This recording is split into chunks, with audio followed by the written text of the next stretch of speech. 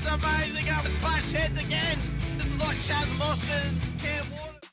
It's motorsport, but not as you know it. Test yourself and your everyday road car. Safe, affordable, but most of all, fun. And all you need is your daily driver. Experience the thrill of a sprint day. Race against the clock at a hill climb. Or test your reflexes with an auto test. It takes just 3 simple steps to get started. Get on the start line. Search Motorsport Australia Daily Driver today.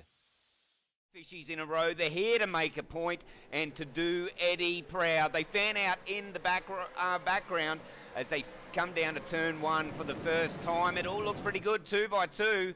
We'll stop the camera here. Oh, Eddie would be proud, mate. That was awesome run around turn 1. But, oi! Contact with the fishies. He's made it through. It doesn't look like Angus has made it, but Thomas Freeman's made it through, and Angus is going to suffer the crowd coming through there to be able to turn his car around. Woo. I love riding. It's a real social thing.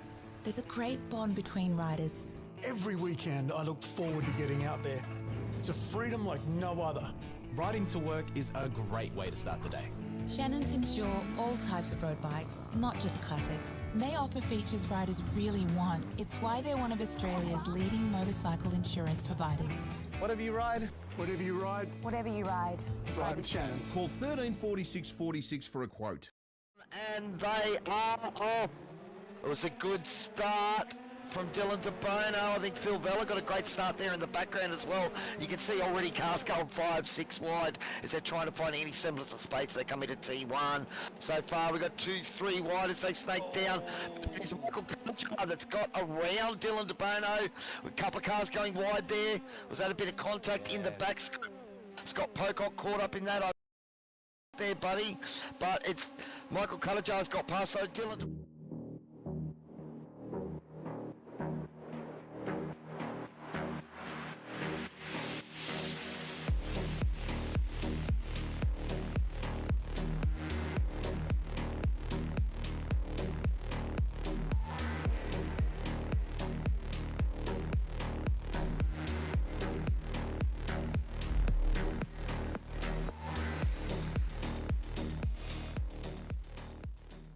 light is coming out and we're about to get going, and we have a green light and a very slow start for the 86s, but they are moving out there on the grid. It would be very interesting to see exactly which driver can capitalise on this first lap. Just go through the grid. Look like Jamie Christensen had a really awesome start to get ahead of Dylan de Bono, and Doug Gowage also jumped his teammate as well, so unfortunately Dylan stalled the car a little bit more than what he preferred. But Weekend in, weekend out, Motorsport Australia officials are making waves. From waving flags, waving cars through pit lane, or responding to a wave for help. Wave hello to new lifelong friends. Who knows, you might just make waves around the world. Ride the first wave. Search Motorsport Australia officials today. Still great classes of car, and if you are able to, if you're coming up the ranks on iRacing through the licenses, it's a fantastic sort of laneway into prototype driving, going from that GT3 up through the prototype classes. As the safety car pulls in, we get ready to go green as we come up towards the line. Edwards, Hasler, who's going to get the jump down to turn 1, or will any of the fishies, any of the piranhas in behind them, assault them down towards green and they're off. First lap. Let's go here. We've always had a few cars. They're all special. The T-Bird. Oh, that's mine. The Combi for when we want to get away. The XR8. It's going to be a classic. They're all insured with Shannons. We've also got Shannon's home and contents cover, which helps protect our automotive collectibles, tools and memorabilia in the home and garage. If you're motoring enthusiasts like us, it's got to be Shannon's. Shannon's, insurance for motoring enthusiasts. Call 134646 for a quote.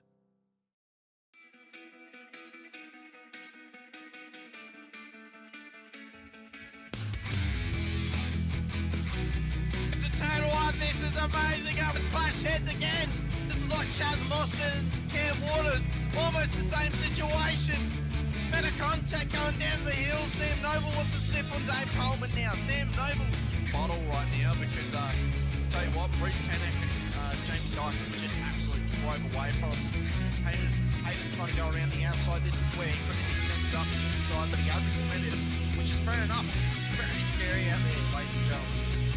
Now let's see if we get a good run. Dodds just absolutely competitive here. Really nice move. Blake Delaney had to move out of the way.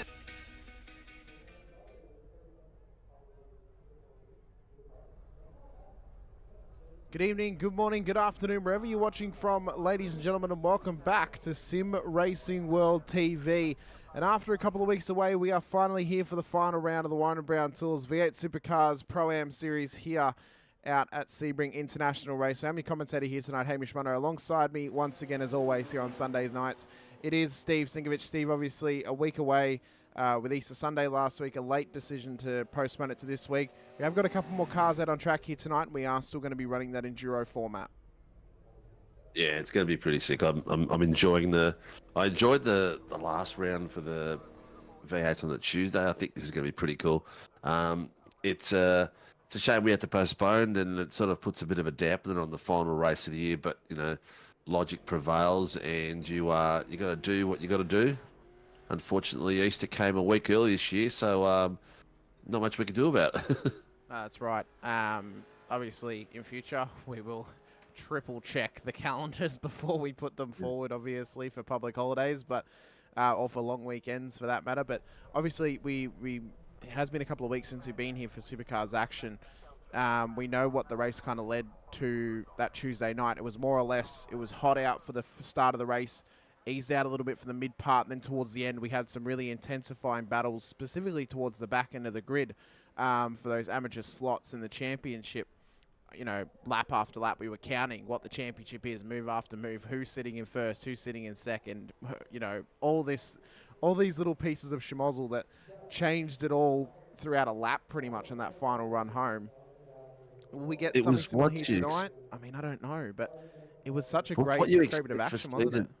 You couldn't have written a better script for it. It was like the way we wanted it to finish. It was like it was actually at the end. We were like, oh, is Taylor going to end up with another win for the final round of the season? He nearly snuck it through, and it was the way that everyone was just.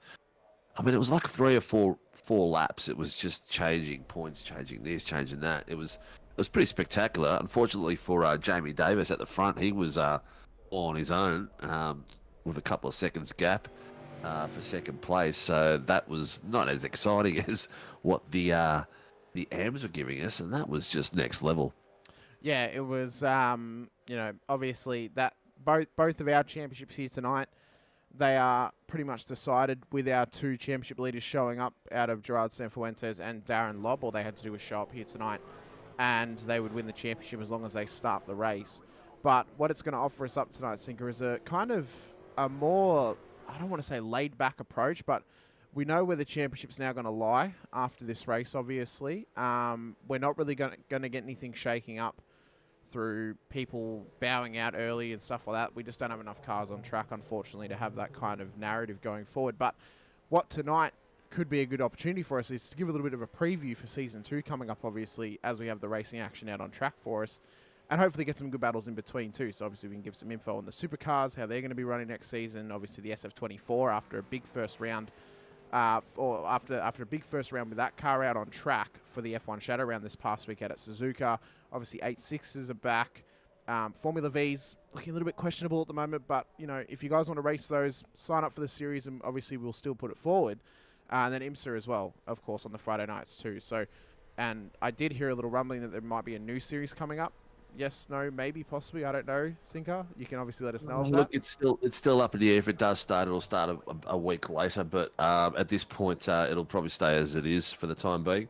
We're just waiting to tie up some more sponsorships to get some progression going. But it is what it is. We're happy with the way everything went. The only change we've really had is Monday nights are going to be a free night now for the moment, and the Formula V's will start at 7, and they'll be done prior to 7:45 for the Formula 3s, the super lights.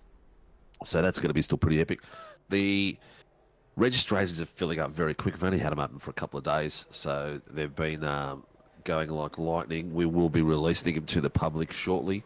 And just a reminder as well for the drivers that are registered for Sunday nights, even if you don't do the top 10 shootout, you can still reach out to the race director and fill the void for the actual race, on which will start probably, about 8:20 or something like that? No, the race will start a bit later. It'll start about 9 o'clock because it's about a 40-minute for the top 10 shootout, of course.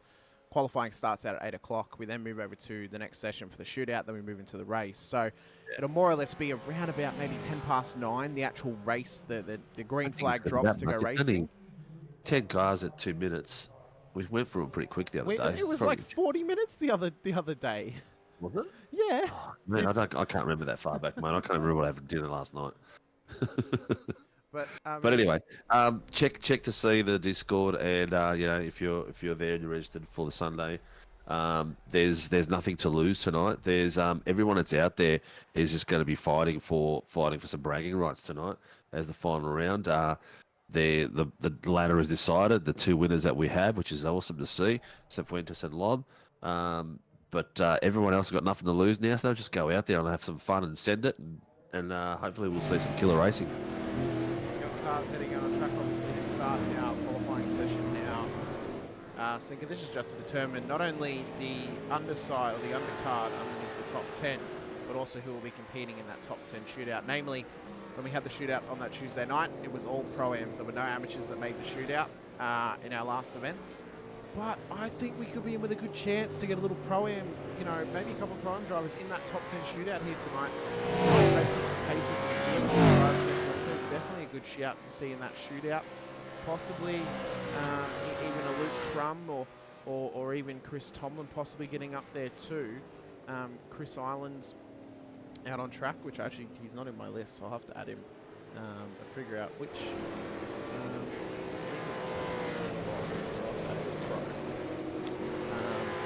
But yeah, I think, as I said, tonight is more or less an opportunity for us just to give some info and some updates for next season, of course, discuss the on-track action here tonight, but also as well just give a little bit of insight, answer any questions any of the viewers might have out there in the chat of what is going to be happening next season, what might be on screen for them. Obviously, we could chat a little bit about as well what happened with the SF24s on their first outing at Suzuka. It was a phenomenal event. Those cars really lived up to the hype, I think. They have really done a good job with those cars. So much fun to drive. It's going to be almost to the point where well. I'm actually thinking of definitely a learning curve to it. The way you can attack the course is just a different to the F3, to the traditional old F3. But the also just the way the speed you can take through corners, the grip you've got, just everyone sort of comes up another level. I think from the top, in the top 20, the gap was only like 1.5 seconds from the top to the bottom at one point. It was ridiculous. The pace variation, a lot of the slower guys like myself just really got to grips with it a bit better. I'm even contemplating just more rigs going to be set up at Grim Industries, where we're sharing a facility with them coming up soon. And I'm even thinking of driving down there on a Wednesday night just to race for the Wednesday night. So, but now I'm thinking about it, I won't be able to because I need my computer here for broadcasting. I'll need another PC. Yeah. Anyway, it's a lot of fun. But these boys are ripping it up already. They're going hell for leather. It's going to be interesting to see who gets up into that top 10. And I bet you we get some people popping in later in the night as well. Yeah, I mean, that's kind of, as I mentioned, I think there's a definitely good chance a couple of pro-ams maybe get in there. Gerard Cifuentes, I think we could almost, I don't want to say we'd almost guarantee he'll make the shootout, but, history prevails and shows us that he has got the pace to get to the top 10. Whether he can withstand the pressure and get himself into that shootout is another question, of course. We are kind of more or less overweighted for pros compared to pro-ams. Only a couple of pro-ams out there here tonight. I know Luke Crum's been practicing for this race as well.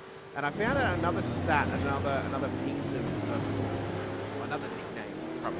Obviously, he's known as the most famous man in the Toyota 86 field, but he's also known as the most famous transporter as well. So back when he used to drive transporters for the Aussie Driver Search team, he would often get stopped and asked for photos and autographs as the transport driver for that team as well. So he's also now claiming he's the most famous man, the most famous transporter in motorsports. Self-proclaimed, of course, but maybe this season, because I know he is going to be racing in the GR86s for season 2, so maybe he's going to be able to defend that title of the most famous man in an 8.6 field come season 2. So if you want a chance to race it, sign up for that season. I've noticed a lot of drivers from other regular seasons have joined up in the 86s. There's going to be a good spread of talent in there. Chris Island's got himself a purple bottom six. Oh, Darren Lobby's entered the session, and he's got himself 3 greens, two purples, and he's finishing up with green as well. He looks like he's going to head straight to the top. This could be one hell of a lap for him here. Dyson goes top of the timing tower, 202.1. What's Lobby going to do when he crosses the line? He's going to better his teammate, goes 201.7. So the first entry into the ones here tonight. We only had 2 2-minute 1 lap times across both qualifying sessions last time out at this track, Sinker. We had one in the regular qualifying done by Billy Mole, and then one in the shootout done by Darren Crosby, which was an absolute ripper of a lap. It was a 201.6. So Lobby's already getting close to that pace. But look at this, Gerard Sanfuentes, P2 on the road, 201.93, just pipping Visma by 6,000ths of a second there across that lap. He's turned into somewhat of a very accomplished driver over these last 10 weeks. He's done an exceptional job bringing himself up to that level.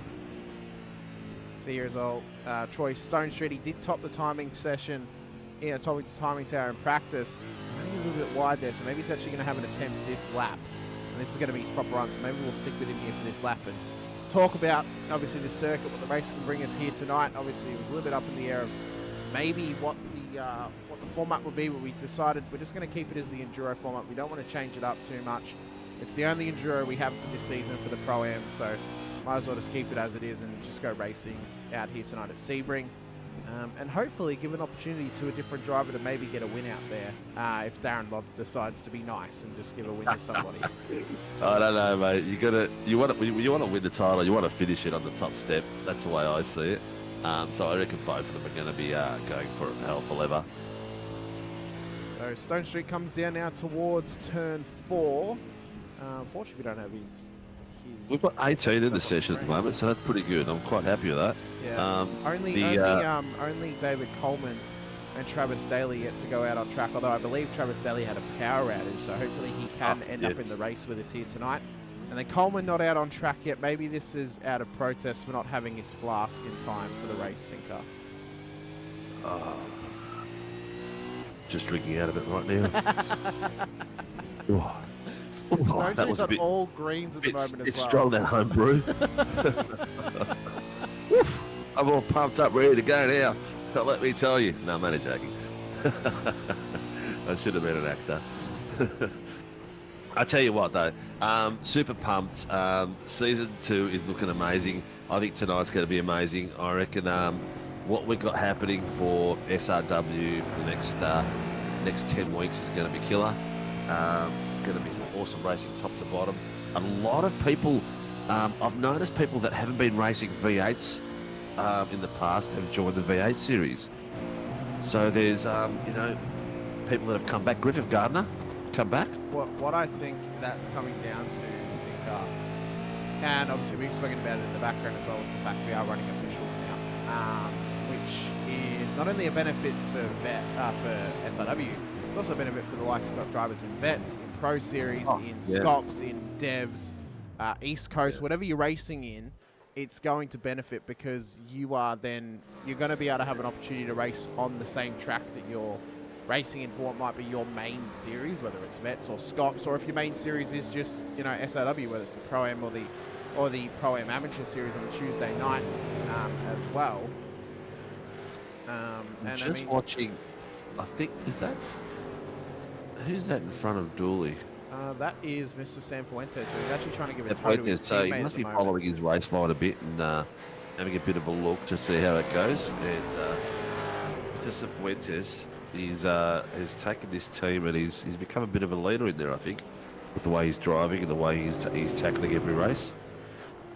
Well, I'll tell you what, if you were Jamie McKnight, you'd be pretty happy with where he is on the podium or in the session at the moment. Obviously, big West End Motor Group signage on the side of that car, and at the moment it's P2 in the session, and we'll have an opportunity to get inside the top 10 shootout. Ty Delaney, though, is on an absolute ripper of a lap.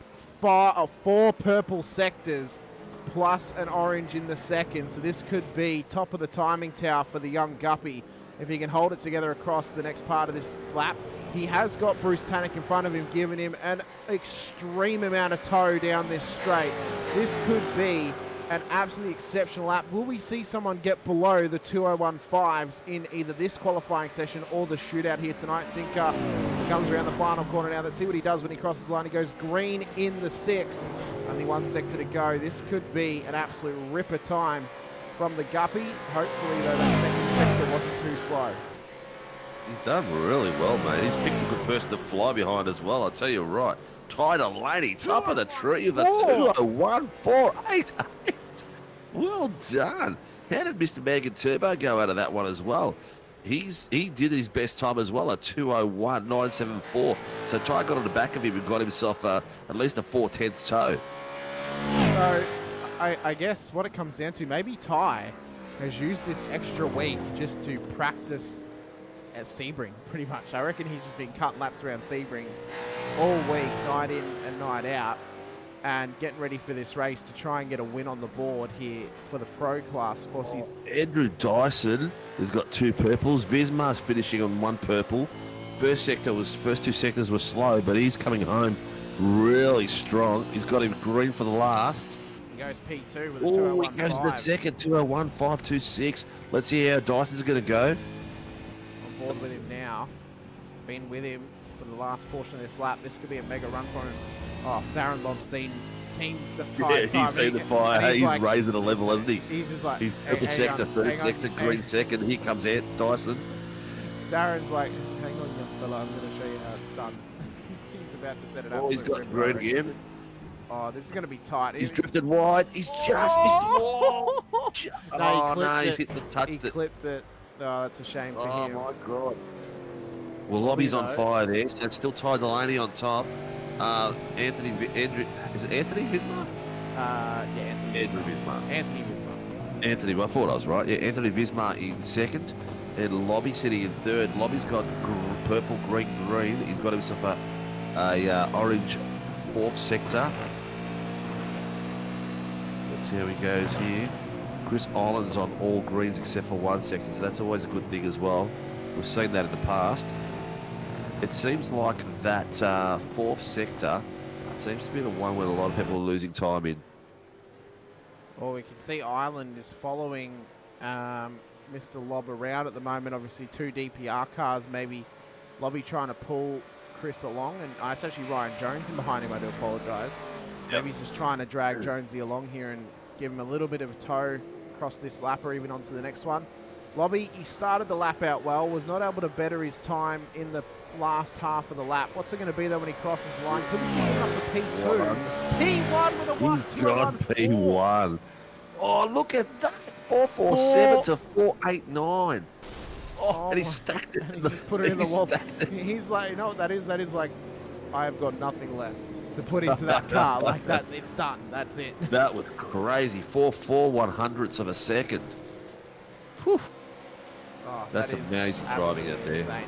But there is still time to gain for the back end of the field. You know, all the LCR boys, Crummy, Schultz, and Tomlin, off the pace a little bit. They're in the 4s.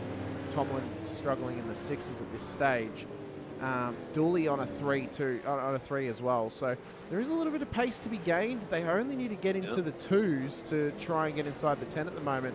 Ty's going to get a tow here off Mr. Coleman and Mr. Visma ahead of him. But he needs to try and leave himself enough gap to be able to push on this lap now. I think Coleman's actually going to let him go because he knows that Visma's going to have the pace to pull him around. Correct. Well, we've got less than 2 seconds left, and currently we've got Darren Lobb in first place with a 2:01.447, followed by Ty Delaney, the little guppy, as we've been calling him here on a Sunday night, 2:01.488. This is, we're talking 4/100ths, followed by Anthony Vismar, 2:01.52. Chris Island, the 1:88. Stone Street, who's done really well, the 2:01.930. Bruce Tannock, a 201.973, and Andrew Dyson with a 202.136. First in the 202s, Ryan Jones with a 202.173, and Brad Doble. But we still have fighting on the cusp. Harry Dodds, Troy Dooley, Luke Crum, Jay Schultz, and there's a group of guys just coming through now, and we'll see they're all crossing the line. Top and tail. Doble's reading them out, so Doble's going to be the hole punching into the wind to give the rest of these guys a tow, and they're all sitting tucked in behind him. Or is that Ryan Jones in the front there we're seeing? So we're on board at the moment with Ty. Jones is on his own at the moment. There's Doble just coming just through into kind of the 4th or 5th sector on track. But I want to keep an eye on Ty here, because he could be on here for an extraordinary run if he can better his time. Dyson, though, is on a purple in the 2nd sector. Nice. So he could be on for an absolutely exceptional time at the moment now as well. We'll have to There's wait and see 4 what's gonna cars happen. following this group here, isn't there? I believe there's only the one. Oh, no, he's pulled out wide. Dyson's got purples 2 in a row there. Okay, that's Ty followed by Coleman.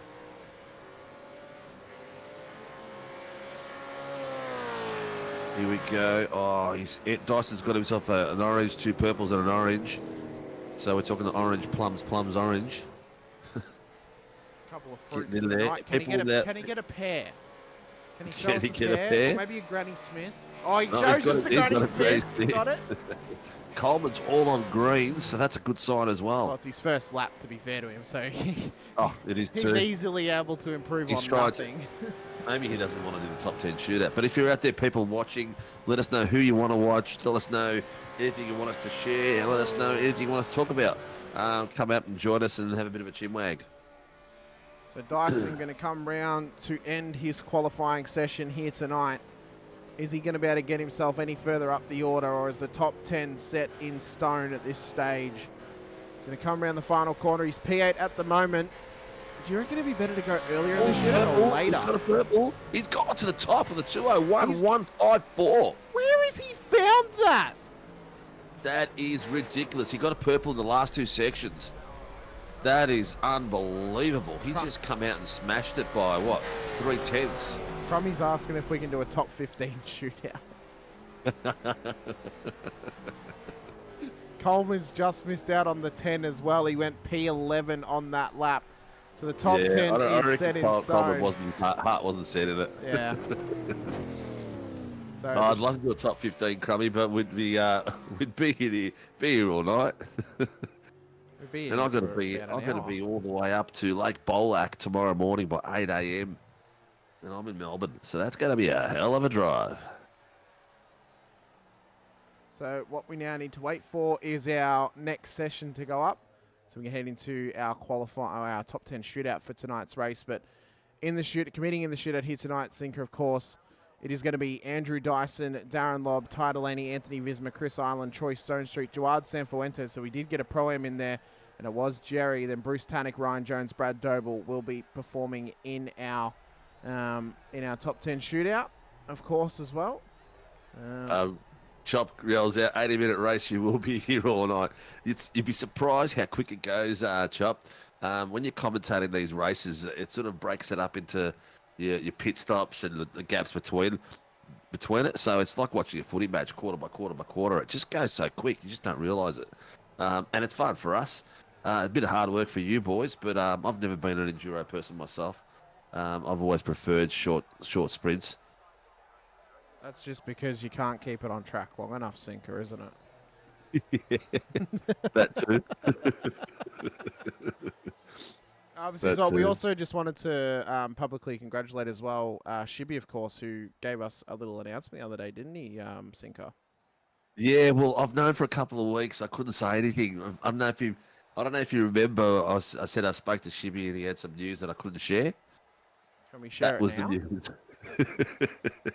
That was the news. He's going to be a daddy again. Yeah, he is. A fourth one on the way for him, I believe it is, if I'm correct. Yeah, so he's got 2 from his first marriage, and now 2 with his current wife, and loving it. So he's going to be a proud dad, and doing really well. He's got himself a really good job now that is keeping him very busy. So he's going to come back in a capacity, maybe a bit of backup producing, but more so helping us with socials and things like that in the back end, and just helping me out with things like posts in the Facebook and everything like that. So it just makes things more efficient, because it's a bit, my life's a bit hectic at the moment with moving home, selling home, buying a home. It does spin everything around for you, so it's going to be good to get that extra help. Basically means that if you guys were sick of having me for 4 days out of your week, unfortunately you're going to be stuck with me still for another 4 days out of the week. But that's Tuesday fine. night, I'm and happy to be here for it. it'll stay the same. Yeah. Excuse me. It'll stay the same. It'll be Tuesday night. It'll be you and me. Yep. Wednesday night will be Myself and yourself, Cowie, doing the Formula Vs and the F3s. Thursday night will be our English gentleman. JP will be on board. I'm not sure if Tyler Sheaf is going to race or not, but if he's not going to race, we'll christen someone else in there to work along with our British compatriot. Perhaps yourself, Thursday Sinko. nights. Say again? Perhaps yourself, since you may not be racing at that point. No, the idea is for me to get some time away, just do the 2 nights, because I need to work on the business, not just in it at the moment. And we've got a lot of things that we're trying to do and no money, so I've got to work extra harder. Fair enough. So then it'll be Friday night, yourself and Steph, Yep. Mrs. Piccoli, and Sunday night, me and you again, mate. So it should be another ripper season. Numbers are looking good already, so we will open it all up tomorrow night to viewers and anyone else out there who wants to race. And if you've got friends out there that race and they want to compete at a level where it's very competitive and a lot of fun, please let them know. Register as a driver on www.simracingworld.com.au. Register as a driver first, and then you have an allocation of picking the 2024 subscription or a season subscription. At the moment, the 2024 subscription is $30 for the rest of the year, and the season subscription is $10. I guess once this season's gone, the 12-month subscription will be gone, because then it's really just left to season by season. So that's the way it goes, and we'll just keep planning and having fun. And obviously there's been some chatter about if we're going to be running a special event in this little break.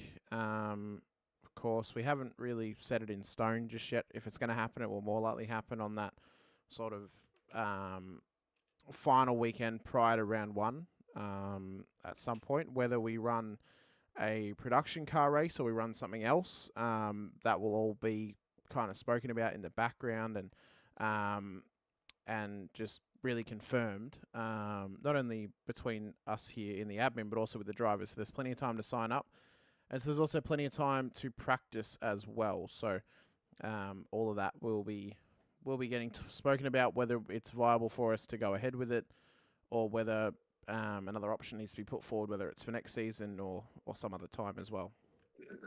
Yeah, it's been a bit of a hectic finish to the season for us all. We'll have a chat with it, and we'll pull a decision out tomorrow night. Either way, it'll be all about fun and getting out there. We have been talking about something fairly epic to do. We just got to put our ducks in a row, but that will be between season 3 and 4. No, season 2 and 3, I should say.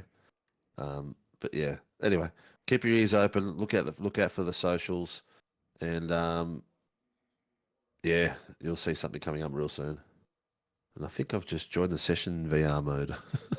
Well, that is going to be an interesting call for you then, won't it? It appears that I will be doing the main part of the call here for the shootout, ladies and gentlemen. So do you want to run through the top 10 who's coming out first for the Warren and Brown V8 Supercars top 10 shootout tonight, mate? Well, unless I actually have the results of the last session, which I don't, unfortunately. I believe it's Brad Doble. Brad Doble will be coming out first on track here for the shootout. And then we are going to be able to get into the rest of the field. Obviously, Dyson will be coming out last. Blobby will be coming out second to last. And then I believe it's Ty Delaney or Anthony Visma who was third in that session. So it should be Brad Doble out on track first up, who will have the first crack here in the top 10 shootout around Sebring, and give us an opportunity to really just get a good look at some of these cars on track and get pumped up for the race to come here tonight out on this circuit as well. So should be good to see. Have you heard any glots about there, mate? What's going on with this new V8 car? Apparently it is coming in Season 3, from what I've heard. Our Season 3? No, as in like iRacing Season 3. What's that date? I think it's the end. I think it's the start of June. Oh, we've got people on track already. We have. It's Mr. Doble. So he's now out there for his time. So yeah, I believe Gen 3 is the start of June is Season 3 of iRacing, possibly midway through June. But it would more than likely be that Gen 3 for us would come in for our Season 3, which would be midway through Season 3 of iRacing. So Gen 3 would be, for iRacing, it'd be a couple of weeks earlier than when we have Gen 3 on offer, but obviously it works out good that way. We can do some testing, we can do some stuff on it. Yeah, and we can fine-tune and figure out what kind of formats we want to be running around that, whether it's going to be Gen 3 is going to run on 2 nights, or if that's going to run on 1 night. And I know I've put it forward to run kind of a Super 2, Super 3 style on a different night where you have the 2019 and the 2014 together. Whatever it is, all these different conversations are going to be had so we can try and figure out the best ideas to come together and then have it so it's going to be an absolutely epic season, regardless of if Gen 3 is on 2 nights or 1 night or whenever it is. And obviously updates will be coming out pretty regularly as we're going through that process as well. So all those discussions will be happening behind the scenes just to figure out the best course of action for us to provide you with the best show possible, but also the best racing experience possible as well. Oh yes, I'm in VR mode. Well, this is going to be very interesting for you then, Mr. Sinkovic. Okay, I'll be quitting out of this. Quitting out of that. It's all good. And, we can call it as it happens. So Brad Doble is going to come around the final corner. He's going to start his qualifying lap now. On board with him for the top 10 shootout. Those were his sectors over that last lap. Let's see how he does here on this first and final run for the shootout. Mr. Doble comes around turn 1 for the very first time as he just tries to wrestle this car around this beautiful but bumpy Sebring circuit. Remembering what is so tough about this track, it is the different composites that it is laid out with. The concrete, the tarmac, and then the concrete tarmac combo can really burn up tyres, but it can also overheat them incredibly easily too. So it is a fine line balance for a driver to be able to contest themselves enough to keep their wits about them and keep the lap time down. He does a 13.7 in the first, then a 22.4 through the second. So he's going to give us an idea of where the lap times are going to lie, who's going to be beneficial, and how they're going to be able to best approach these lap times going forward. As he comes up now in towards the end of the third sector, he goes in 17.5 for sector number 3. It's been a good-looking lap so far from Mr. Doble with the Autism Spectrum Awareness logos on the side of this car. As a person with autism, I can appreciate him promoting this sort of stuff. Goes 12.8 in sector 4. And he's just trying to not only send a good message, but send this car as fast as he can around this Sebring circuit. It's a long one. It'll be over 2 minutes for the lap time, but it's whether he can get it into the ones to be competitive. And if anyone can get within the ones here in the shootout, well, the regular qualifying says to us that they could very well get into the ones throughout the majority of the top 10. 16.3 for sector 5 comes down the back straight now for a long and fast run up towards the final corner. Big double apex, very, very easy to muck it up. Needs to try and get it nice and tight along the wall. Does not want to run it too wide and clip that wall as we saw Dyson did in the regular qualifying. Very nice run through there for Mr. Doble as he comes on through to end this lap. What is the lap time going to be for the driver of the 351 Mustang? Crosses the line. He's going to set the pace early, and it's going to be a 2:01.8. That is an exceptional lap That for a is one very lap good. run there for Mr. Doble. Unbelievable. Yeah, very good. Great work there from Brad. Great work. Great work. He did a stellar job, nice and clean. As we said, this is going to be tricky. We found that most people in this first stint were struggling in the first part of the track and not the second part. We've got Mr. Doble in here now to have a quick chat to him. Brad, that was an unbelievable lap from you, mate. First lap out there, gets into the ones, setting the pace early. That's going to be a hell of a time to beat on a one-lap run. Oh, yeah. I made a couple of little errors there, but all in all, pretty happy with the lap. Wasn't too sure what the track temp was going to bring. Yeah, no, pretty happy with it. Well, mate, the most important thing, you've got a clean lap down. It's a banker, no matter what. It's a good lap too, so it puts you in a great position for the race. So have fun out there, mate. Hope to see you out there kicking some ass. No worries. Thanks, fellas. Thanks, mate. Ryan Jones has already started his lap. He's mounting the curbs nicely. He's aggressive across that first part of that big long. It's like a chicane, but not really. It's more of an S. Well, he's already gone faster in the first sector by 1.5 tenths of a second there. So this could be a cracker lap for him. Doesn't go fastest in the second though. Oh no, sorry, no, he does, but it's not personal fastest because he would have done faster in his outlap. So he goes 22.4. Well, it may not be long for Brad Doble to be up in pole position at the moment. Sinker with Jones at the moment on for a ripper lap. Comes through sector 3, a 17.5. This is going to be an exceptional lap time from him. Could this be a low 1 from Ryan? Ryan's definitely got pace on him, so I would not be surprised, mate, in the slightest. He's an exceptional driver, and like we saw on the Tuesday night a week ago, depending on how you do the front section compared to the back section, your tyres sort of hold out or overheat, and he looks like he's very settled. See the way he took through that. His front splitter is sitting so smooth, not bouncing around. Not that you can see it right now. Well, this has been an incredible... Oh, there goes. We already got the power down early, though. I was about to say, this has been an absolutely exceptional run from Jones across the majority of this lap, although will that little wiggle hurt him in the end of the running. Comes across sector 6, 24.8 was the sector split. He's going an exceptional... He's on for an exceptional lap at the moment, Sinker. This is going to be an absolute barn burner when he crosses the line. Comes around the final corner. Is this going to be a 2? Is it going to be a 2 dead? A 2:01.6. So he betters the lap time of Brad Doble by 2 tenths of a second. An unbelievable lap time there from Ryan Jones. Ryan, that was an unbelievable lap. How did it feel in the car? Yeah, the track's a lot grippier than it was in qualifying earlier on, so we're going to see some good times. Made a couple of mistakes out there, though, so definitely a couple of 10 left on the table. Nice, mate. It looked really smooth. It looks like your setups is really geared into this. Have you been doing much practice? No, I did a little bit of practice on the server earlier on, but that's all I did. Just big thanks to Darren Love and the setup source that he gives us. Good old Lobby. I'd love to have a spin of one of his setups one night. I reckon that'd be just perfect. Yeah, he does some good work. He's a step above me, so Daiso and Chris, so cheering on those boys now. Excellent, mate. Good luck in the race, mate. I hope it all pans out for you and have 80 minutes of fun, mate. Thank you. Alrighty. Mr. Sam Fuentes out on track. He will be coming round to start his qualifying lap. Ladies and gentlemen, you are now watching the Season 1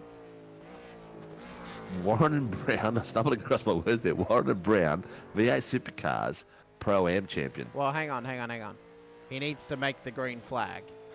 He needs to make the green flag. If he doesn't make the green flag, well, then we're going to have to double check. No, I think he actually has done it because Cow Have you got your OBS set up so we do fireworks in the background sort of stuff? I don't have that. Maybe if we get a higher budget for next season, we'll look at doing that. Oh, dear me. Let me just double check the standings.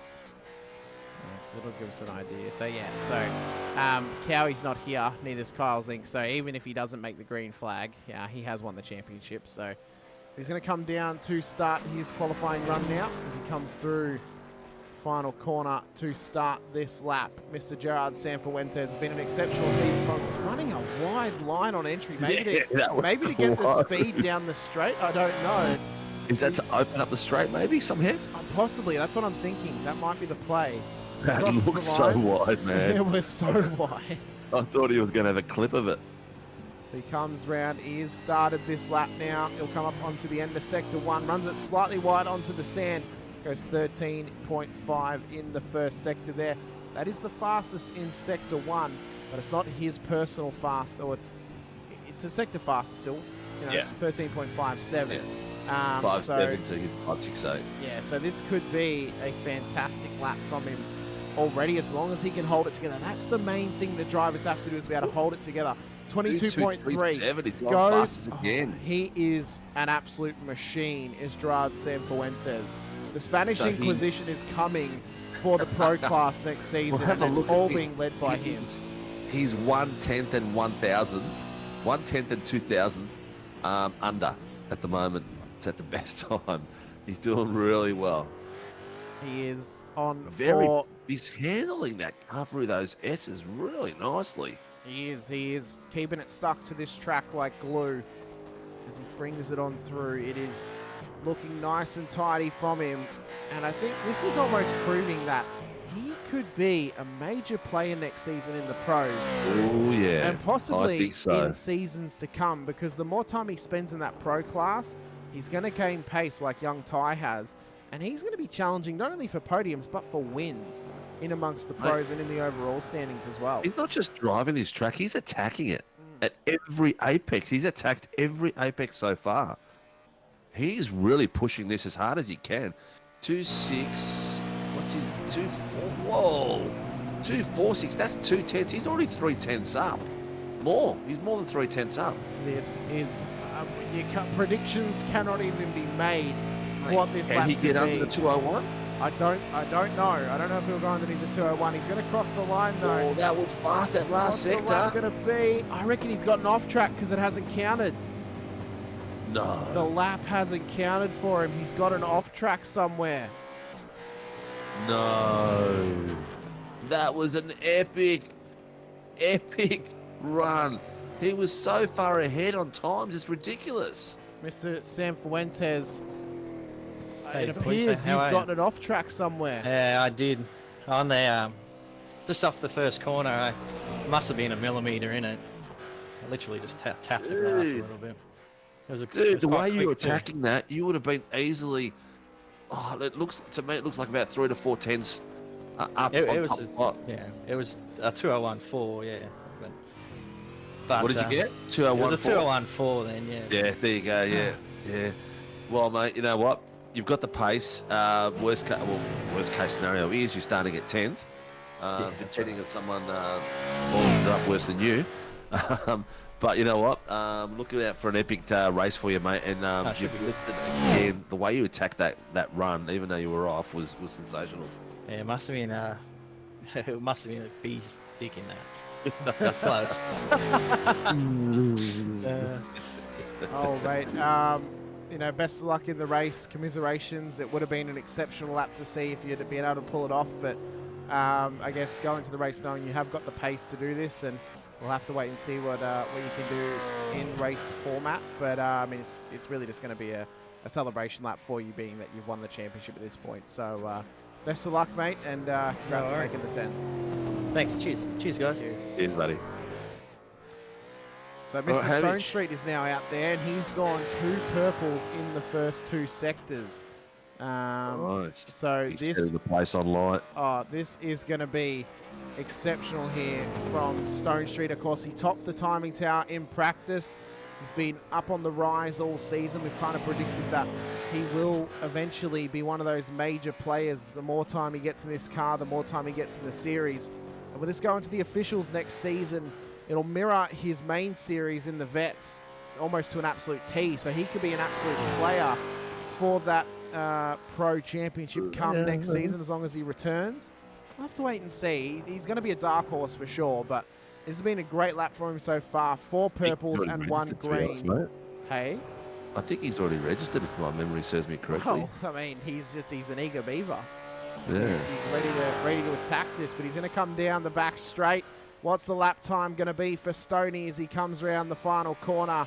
He's on for an absolute mega run. He went a 15.18 in the 5th, 24.56 in the 6th sector. So this is going to be a great run home here for the WKMP Sim Sports driver, brought to you by Supercheap Auto. Down the main straight now comes Troy Stonestreet, and he, I believe, is going to go straight to the top of the timing tower off the back of that lap. But did he get an off track? I reckon we've had another off track happen, Sinker.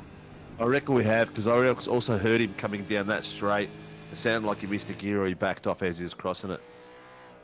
So two laps in a row we've had an off track.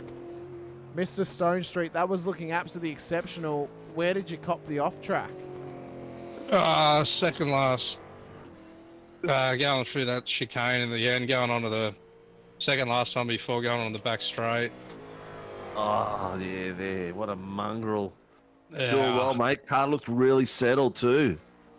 Yeah, I kind of stuffed up the hairpin a bit, but yeah, it was feeling quick. But anyway, long race. Long race, lots of fun to be had, eh? Absolutely. Are you back for next season? Yeah, I've registered, yep. Yeah, I thought you were saying. That's what I said to Hamish. I'm pretty sure I've seen the name pop up. All right, mate.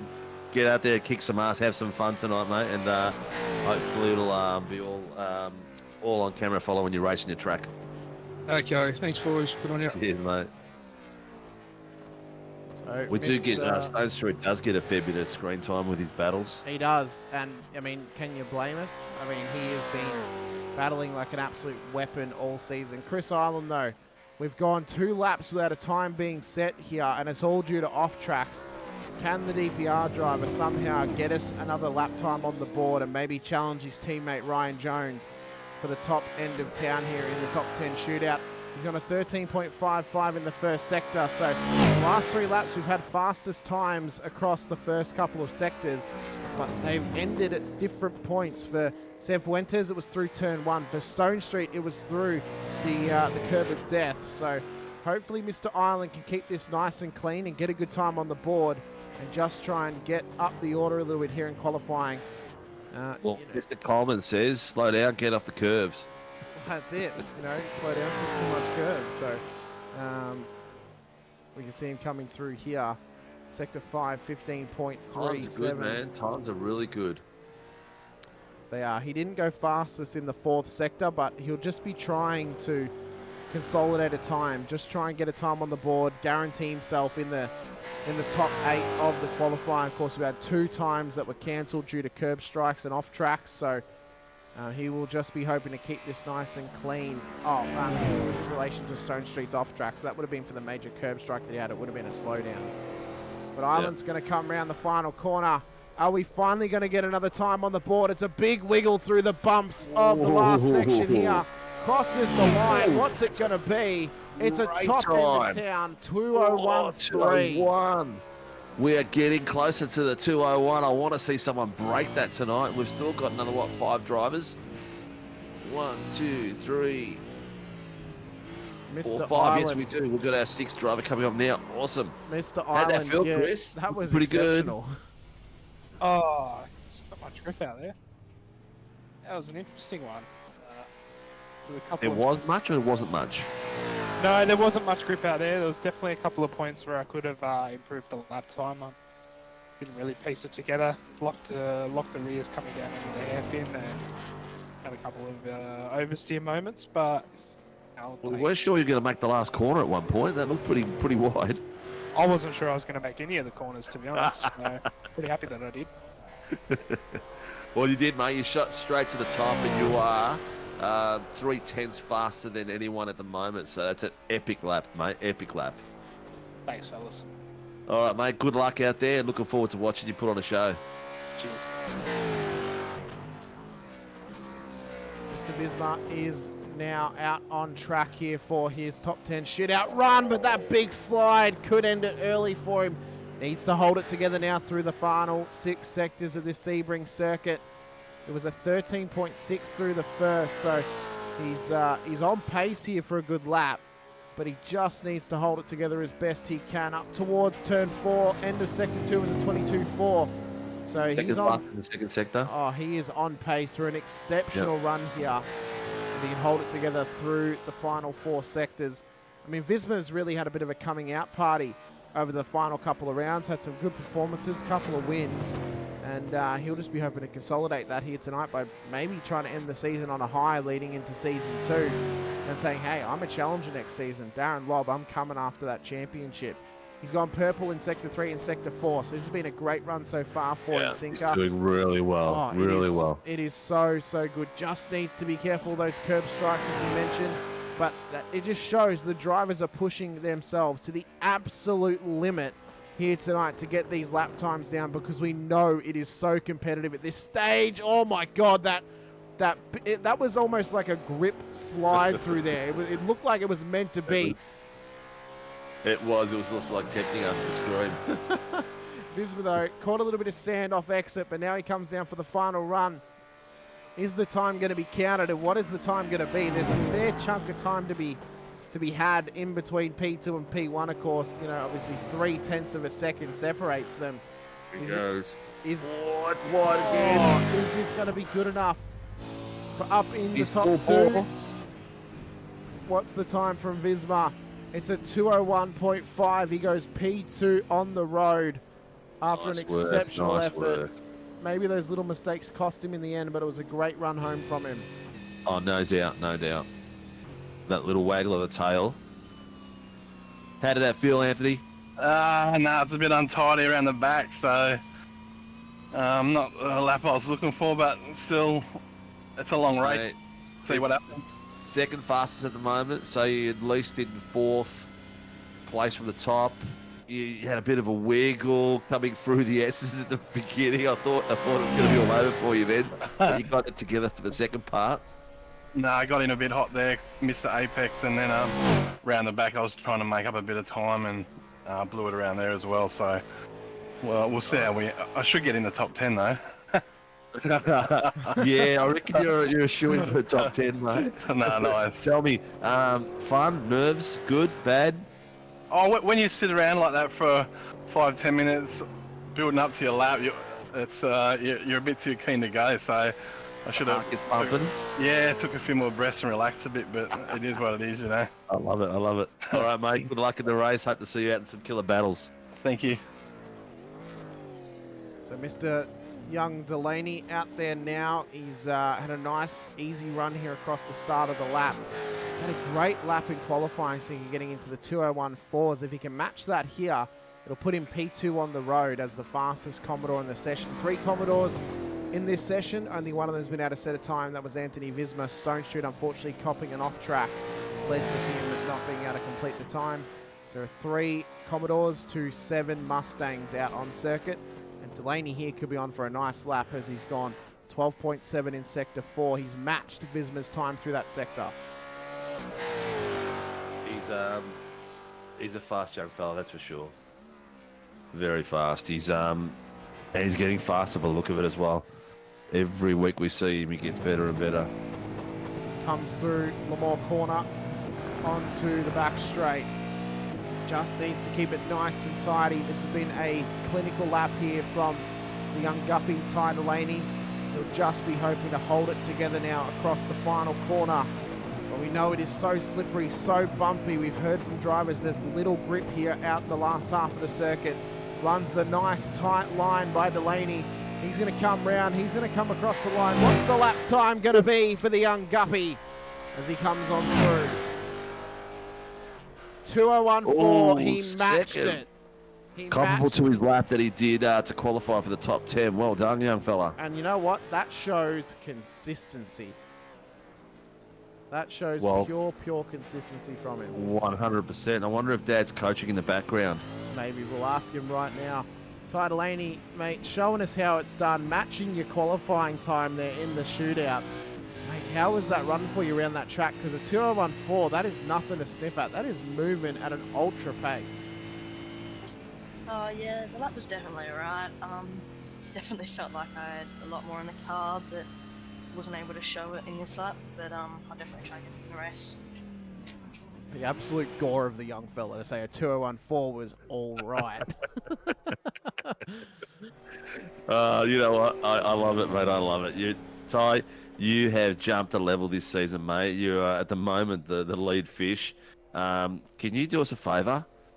Can you give Coleman a few tips, mate? Nah, he's still giving me tips. Still definitely, he's got more racecraft than me, and probably more pace. But yeah, I've definitely been trying to.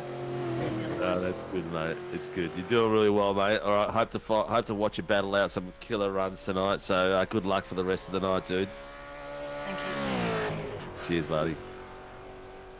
Well, Darren Lobb, our pro champion, now out on circuit for his attempt here in the shootout. There will be one lap to come after him. That'll be Andrew Dyson, but can Lobby challenge the time of his teammate Chris Ireland in P1? That 2:01.3 is looking almost insurmountable at this stage. He's gone fastest in the first sector, a 13.4. And if he can, I mean, we know what Lobby can do. I mean, he's an absolute alien when it comes to qualifying. Goes 22.3. Fastest in that as well. All you can do is laugh. He's already 2.5 tenths faster. Is he going to break? Is he going to break the 2:01? Well, we can only guess if he's going to get into 17. Into that dreaded 2:00 lap time, a 17.6. Not the fastest run. Visma's still fastest through that sector. Can he match he's lost Visma, those 3 tenths back. He's gone faster though in sector 4, 12.6 through sector 4. So this has been a fantastic lap from Mr. Lobb so far. The South African by way of New Zealand. The DPR is looking to go straight to the top here in qualifying if he can hold it together through the final couple of sectors. 15.3. Dude, this could be a 2:01.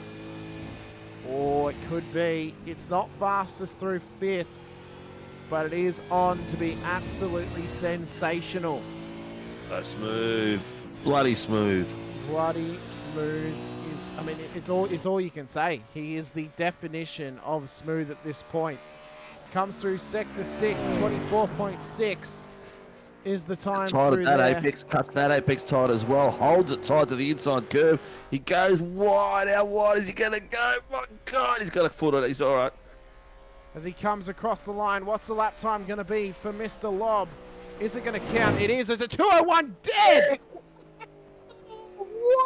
Whoa. This is going to take an epic time to beat. A 2:01.019, gents. Oh, that is crazy. Lobby, turn your mic on. Oh, knock, hello. How'd that feel, mate? It was pretty good time-wise, but it wasn't a great lap, to be honest. You know, when you jump in and you don't know the temperature, yeah, just very, very conservative. Just over-braked in a couple of places and too cautious on exit, but it's good enough. I think Dyson will probably put 2 or 3 tenths on me on that one, but yeah, it was pretty good. We haven't seen anyone crack the 2:01 yet, so that'll be epic. Yeah, I missed it by a proverbial ball there, right? Yeah, you did, mate. You missed it by one of the hairs in the back of my head. Yeah, it's close enough. Listen, it's one of the hairs on the top of my head as well, so... All right, mate, something I can talk much about. Your boy has crossed the line. He started his lap, and congratulations on an epic season, buddy. I'll speak to you a bit later. Thanks, boy. Let's hope for a 1x for Daiso. Let's go. Thanks, boy. See you later. Thank you. Bye-bye.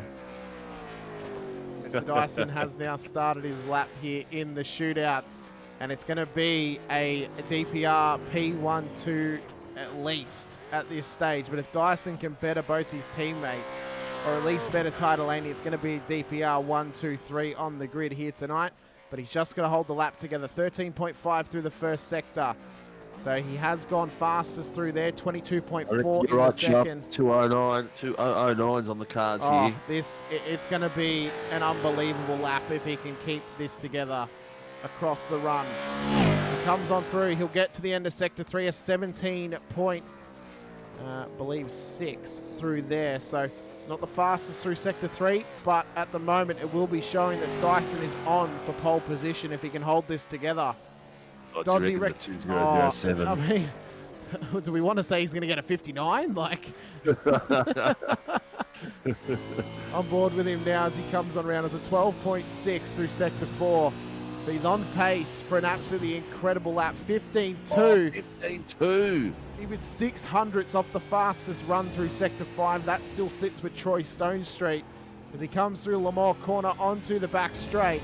What's the run going to be up until the 6th sector and through the final corner? Fire. If this is anything below a 24-second, we know it's going to be an incredible lap. Well, we already know it, but it's going to confirm it. 24.6 through there. So he matches That's Lob. still good. He's Very, matched very good. Lob. That's second fastest. He's going to come Third round fastest. the final corner as long as it is a clean lap and he hasn't copped an off track. Yep. This is going to be top of the timing sheet for Andrew Dyson. No! No! It's a 2:01.2! 2. He lost too much in the 3rd and 4th sector. Woohoo! He gave up too Oh, he much goes time. with a bit of drifting expression. Mr. Dyson, you made Lobby a liar there because he reckoned you were going to pip him by 2/10, but you ended up dipping him by 2/10. I mean, what a lap though, mate. How did you hold that together? Yeah, I don't know actually. I had a lot of sideways moments and it's pretty loose in the rear end, so I don't know, I had a lot more front end than I expected because the temperatures were a fair bit different there compared to the qualifying that we had before, but I don't know, it's still not too bad. And you know, Das probably deserves to be in front anyway. He's giving me this setup, and yeah, he should be faster than me. So yeah, we'll see how we go in the race. Oh, mate, you know what? It's going to be fun watching you guys out there battle, and there's going to be a few spanners in the works tonight too. So, really looking forward to it, mate. How's your race setup feel? Oh, well, hopefully better than the qualifying setup. But no, we'll see how we go. Nice, mate. Nice. Look, mate, go get yourself all set up. Get ready for an 80-minute toilet, whatever you got to do. Congratulations on an epic top 10, second in the into the night. But you know what? Front row with Lobby, so it should be very interesting. Yeah, thanks, boys. Should be pretty fun. All right, take care, brother. Cheers. I have just noticed something, Sinker. What's? We were without one car. Who missed out? I'm not sure. Someone didn't do their lap. Someone wasn't in the session to do their lap. So someone's missed out on the shootout. They will be starting P10 for our top 10 shootout results, although we have to wait for the session to end to actually see it. As it stands, it is Darren Lobb pole position to Andrew Dyson to Chris Island, Ty Delaney P4, Visma, Jones, Doble, and then Stone Street and San Fuentes unable to set a time. So whoever's starting P10 in the race will be whoever missed out on this top 10 shootout. Yep, someone did miss out. Well, we'll find out. Let's get across, and I'm quitting this session. So Waiting for the boys to set up the next one. Oh, they won't be ready yet, but no, they won't be. But it that was some great driving, man. That was some epic driving. Lobby has just kept going from where he left off from round 8, and he's going to be in a killer position for God, is it going to be a complete podium finish for him for every single race this year? This season? I'd have to double check the stats on if he's finished I podium think every he's single made race. every single podium. Oh, that'll be a tough call for sure. Yeah. What we might do, ladies and gentlemen, while we wait for the session to go up, we're going to head back to our 5-minute countdown for a little intermission. We'll then come back, hopefully be in the session ready to go for a little warm-up session, and then we'll be into the race. So we'll be back very, very soon. Make sure you don't go anywhere, but get your predictions into the chat of who you think's going to be able to win this race. If you think it's going to be any of the top 10, or if you think maybe there could be an outlier out there who could sneak on in, let us know out in the chat, but we will be back very, very soon.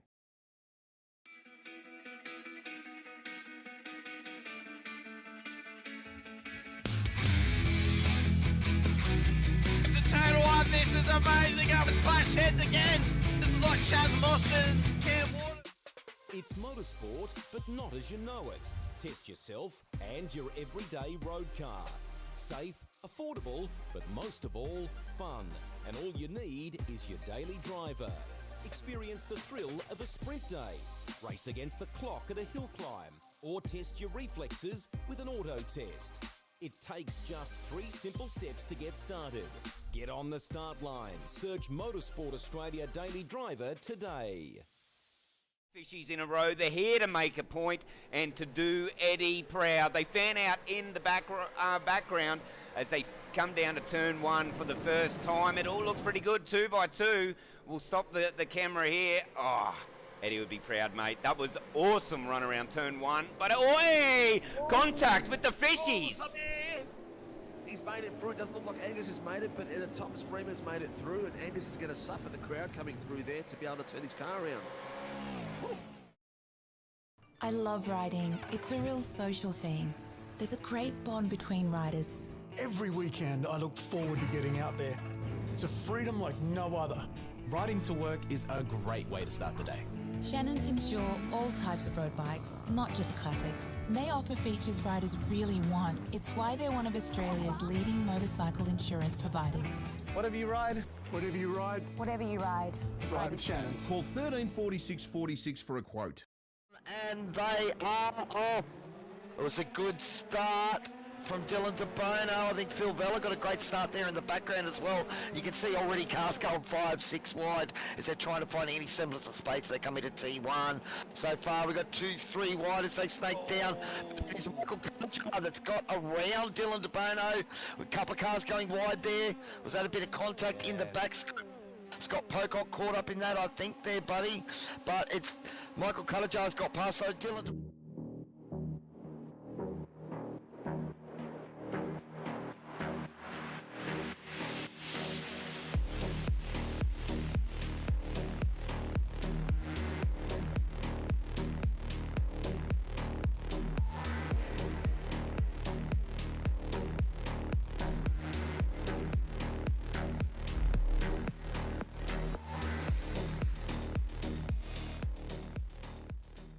light is coming out and we're about to get going, and we have a green light and a very slow start for the 86s, but they are moving out there on the grid. It would be very interesting to see exactly which driver can capitalise on this first lap. Just go through the grid. Look like Jamie Christensen had a really awesome start to get ahead of Dylan DeBono, and Doug Gowage also jumped his teammate as well, so unfortunately Dylan stalled the car a little bit more than what he preferred. But Weekend in, weekend out, Motorsport Australia officials are making waves.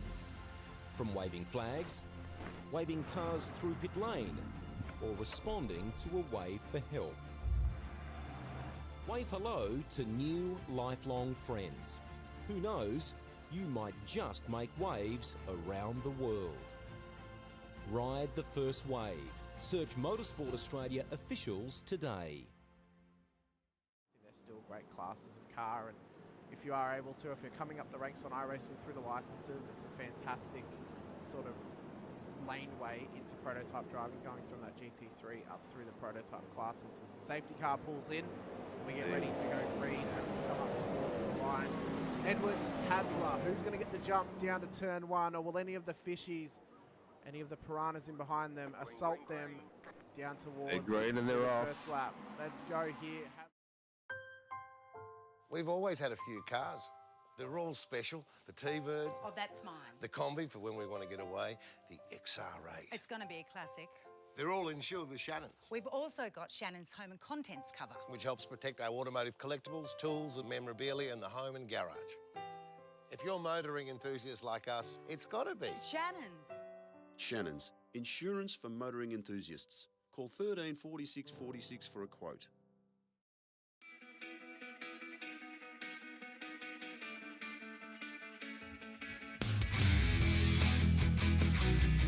Total one, this is amazing. Up it's clash heads again. This is like Chaz Mostert and Cam Waters. Almost the same situation. Better contact going down the hill. Sam Noble wants to sniff on Dave Coleman now. Sam Noble bottle right now because I'll tell you what, Bruce Tanak and Jamie Dyke just absolutely drove away from us. Hayden trying to go around the outside. This is where he could have just sent it up the inside, but he hasn't committed, which is fair enough. It's very scary out there, ladies and gentlemen.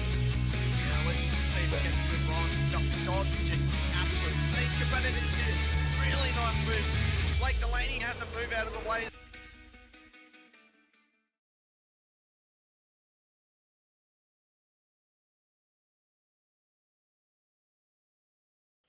All right, ladies and gentlemen, after our little break there to go get a drink and give the dog a pat or whatever you might have been doing. I know Sinker was counting up how many people have been joining every single series during that little break. We are just awaiting the confirmation of the session going up, and then once we're in the session, we'll be able to get into a warm-up, then get into the race as well. So obviously, Sinker, we were talking about off camera there a little bit there, just about the series that are coming up, obviously. IMSA, we've got about 14 entries so far for IMSA. Obviously hoping to get those numbers up a little bit more as well. And I think that season was fantastic last season in terms of the racing. Maybe some different, I don't know. Let's look at the tracks that have been selected for some of the series, I reckon, for next season, just to build the hype a little bit. Hey, so obviously Supercars, they're running the officials for next season. We'll be starting out at Sonoma, heading out to the Red Bull Ring, then to Algarve, then to Jerez, then Suzuka, then Winton, then Watkins Glen, then it's Driver's Choice, and then Belle Isle. That sounds like an absolute banging calendar. Awesome. It sounds like it's going to be epic. It's going to be epic. It's going to be... excuse me. It's going to be a lot of fun to commentate, that's for sure. Oh, for sure. I can't wait for that. I reckon... Belle Isle, I love calling Belle Isle races. I hate driving at Belle Isle, but I love calling Belle Isle races because there's always some spice. And when it's ending out the season and it's a non-droppable round, oh, you could not have lined this up any better with those officials happening. Driver's Choice, obviously, that throws a little bit of a spanner in the works. Obviously, that may not mirror the officials that week, being that it's Driver's Choice, unless the drivers choose the official, obviously.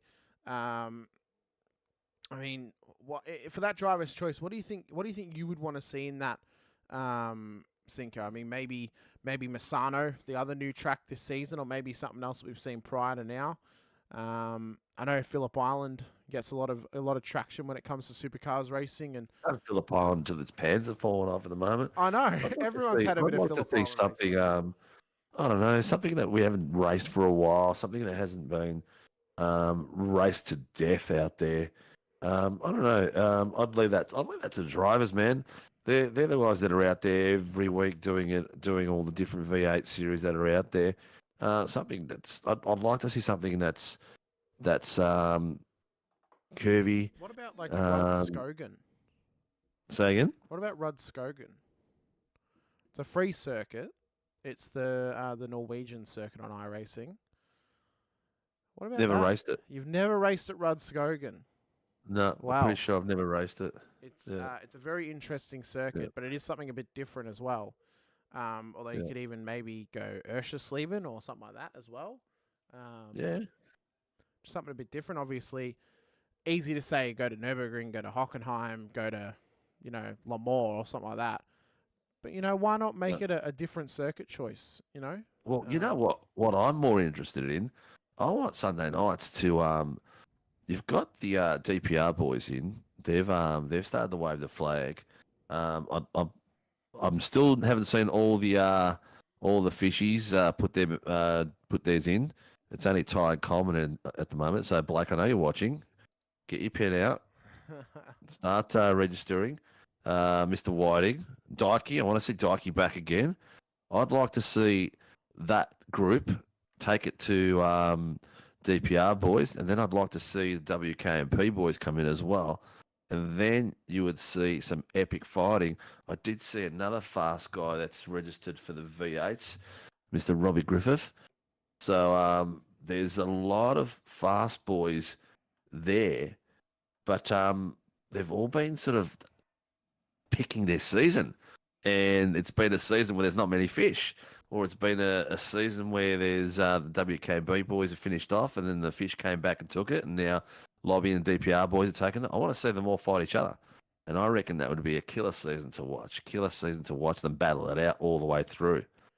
Well, Singer, how would you feel about the long-awaited battle of Team SRW versus Sebring's Infinity Motorsport during the Supercars races as well? Where both of us get it. Well, both of us get. It would. It would. I can guarantee you it would. Mate, my prediction Tuesday nights, champion next season is going to be none other than Mr. Davis. I don't know if it's even fair for Davis to be racing on the Tuesdays, to be honest with you, based on his pace from week to week. But Oh, I don't know about that. He didn't win all of them. He fought very hard for them. So I mean, we'll see. He didn't win the title. He didn't come close to winning the title. But let's see what happens on Tuesday nights. There's a couple of other boys are going to pop up. I'm predicting a big season. I'm predicting season 2 to be a come-out season for Ty. I'm talking like really shake up the championship. Yeah. Because he keeps getting faster and faster. Fishy Coleman saying Davis still in. I should get a run then. Yeah, I reckon Coleman should get a run on the Tuesdays. I don't know. I reckon the current form, Coleman, I reckon you're not far off, mate.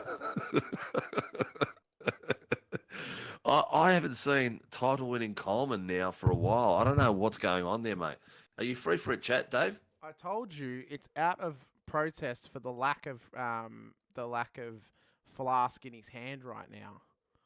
Where is he? Where is he? Is he in Discord? I want to drag him into the room. No, he's not in Discord at the moment. Unfortunately, we Get can't yourself drag... in Discord, Coleman. I want to talk to you. We unfortunately can't drag people from other servers into our Discord. Otherwise, he's free. Yes, I'm free. I'm just relaxing. Well, come and have a chat to us then, Coleman. Come into Discord, mate. Let's have a bit of a chinwag. Is this session going to go up? It's up, and we're up and waiting to get in there. Now it's available. Let's go into the session. Where is it? Where is it? Where is it? In the league. Mr. Coleman, out of the race control room of vets, into the driver's seat. Is this just a pure protest now for lack of flask in hand? Yeah, where is the flask? I saw it. I actually saw it. Down for him because I could be half cut and be relaxed. I reckon next season, Coleman, you need to get Infinity Designs to make your livery look like a flask. I was actually thinking to do that tonight, but just daylight savings is what everyone says. Yeah. Hey, let me assure you, I'm onto it. All right, I'm onto it like Vegemite on toast. Yeah. I hate Vegemite on toast, mind you. You sound like Dan Andrews of the state government. You're onto it. So. Yeah, I'm waiting for my brown paper bag from the international countries. Yeah, you're waiting for something. Colin, where are the rest of the fishies, mate? What's going on? Are they all taking a hiatus or what? I think it's just that time of year, mate, like Easter, and there's a lot of series going on at the moment. A few have made the pro series, and yeah, it's just been hard at the moment. Like, to be honest, like Yeah. I don't know. Everyone, the year's gone off. Like, everyone's busy, it seems, and Yeah, everyone's just Easter's busy. happening. School holidays are on. Yeah, so it makes it a bit hard, which is a bit of a shame, but I'm Yeah. sure they're going to be floating. Tell me, mate, how's DC Shades going? Do you need a plug? I always need a plug, mate. Nah, going all right. Been busy. Like, had a bit of a quiet term last year, like most industries. Busy through Christmas and to Easter, a couple of quiet weeks, then be busy again. So, Blake reckons you guys were out celebrating your birthday. yeah, July 9, mate. Just remember that in July. July 9. Yeah. I'm writing it down actually. July 9. Well, Placo was celebrating his daughter's birthday, I believe. So, yeah, it was someone's birthday. Nice. Hey, birthday, love. Oh, sister, I should say. DC Shades, what do they do? Just blinds, shutters, everything blind related inside. So if you need a dark sim room, hit me up. Oh, inside and outside, or just inside? Inside and outside. Got the Inside perfect and product for a outside. dark sim room. So hit All me across up. the peninsula or all across Victoria? All across Victoria, mate. Yeah. All right, so everyone out there, there's a few of you watching DC Shades. You're building a home, you're moving into a new home, you're moving out of a home, you've destroyed the place you're renting. Yeah, exactly. I do a bit of them too.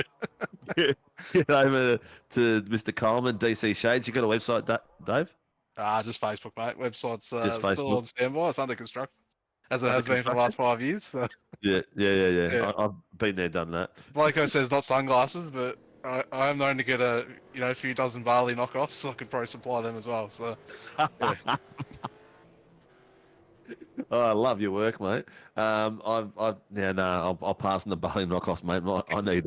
I need prescriptions for mine. I'm blind as a bloody bat. Yeah, I need them glasses up to ship shape, mate. 2020, so I can get that hip flask. So I don't want you putting the wrong address down. So. Well, mate, I'm gonna get rid of you here before you start insulting me. Yeah, no. Are you gonna be on track tonight, or have you had enough? I've had enough, mate. It's just not feeling it tonight. So I'll just watch Ty and help him out. So. I'll be back for next season, and hopefully I can aim to finish every race at least in the top 10. Yeah. Bloody struggling at the moment. I don't know why. So yeah. No, Blake says no sunglasses, no dents, just tints, all windows and sizes. Yeah, all windows, all sizes. I don't even do Blake's house, but he's a bit of a tight ass at the moment. So. I said I'll give you the discount, add 25%, and he said not a chance. So. Add 25% to the discount. Yeah, add 25 and then take 10 off. Give him the odd 10% off. So. Yeah. Oh, that's sorry, mate. That's John Howard tax. That's it. Anyway, boys, I'll all right, go. take care, lad. Be good, you, mate. So, that's who we're missing in the top 10. Yeah. Oh, no, he was P11. Oh, was he? Okay. Yeah. We'll find out shortly enough. Anyway, Might have been Troy Dooley, who we missed out on. Possibly. Possibly. Yeah. We'll have to wait and see, but. Well, who else is out there that's waiting in the sidelines that needs a plug for their business? That's a SRW member. I'm always up for helping everyone out there, and you never know who could be listening, mate. Could be some builder or contractor that needs someone regularly to do stuff like that, and DC Shays might just be the one that fits the bill. You could be doing anything. I don't want to promote you if you're doing OnlyFans because I reckon you're already making enough money. But there goes my promotion out the window. Oh, I said that and we lost 4 viewers. Oh my God. Me and my big mouth. It does get bigger, believe me. Wait till you get me with a few drinks. Anyway, we are deep into setup. Are you in the session? I'm in the session, mate. You are in the session. How much time we got left?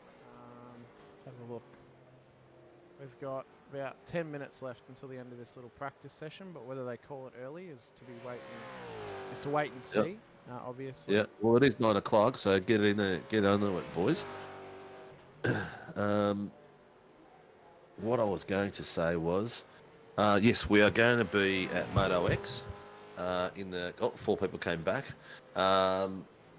with Warren and Brown, and hopefully some others as well. But the big story is that partnering up with Grim Industries, we've got ourselves a site. So we've got already 5 rigs set up where people are going to be able to go try and drive, and also come down and hire for a venue for corporate gigs and things like that. It's an amazing setup. We're going to do some video footage for our show and get that going back on its track. And Mr. Freeman's going to join us in that show as well, talking a bit about sim racing and stuff like that. So that'll be an interesting one to see. See how he gets his pretty face on TV and see what happens. But we'll be also bringing in people like yourself every now and again, Hamish.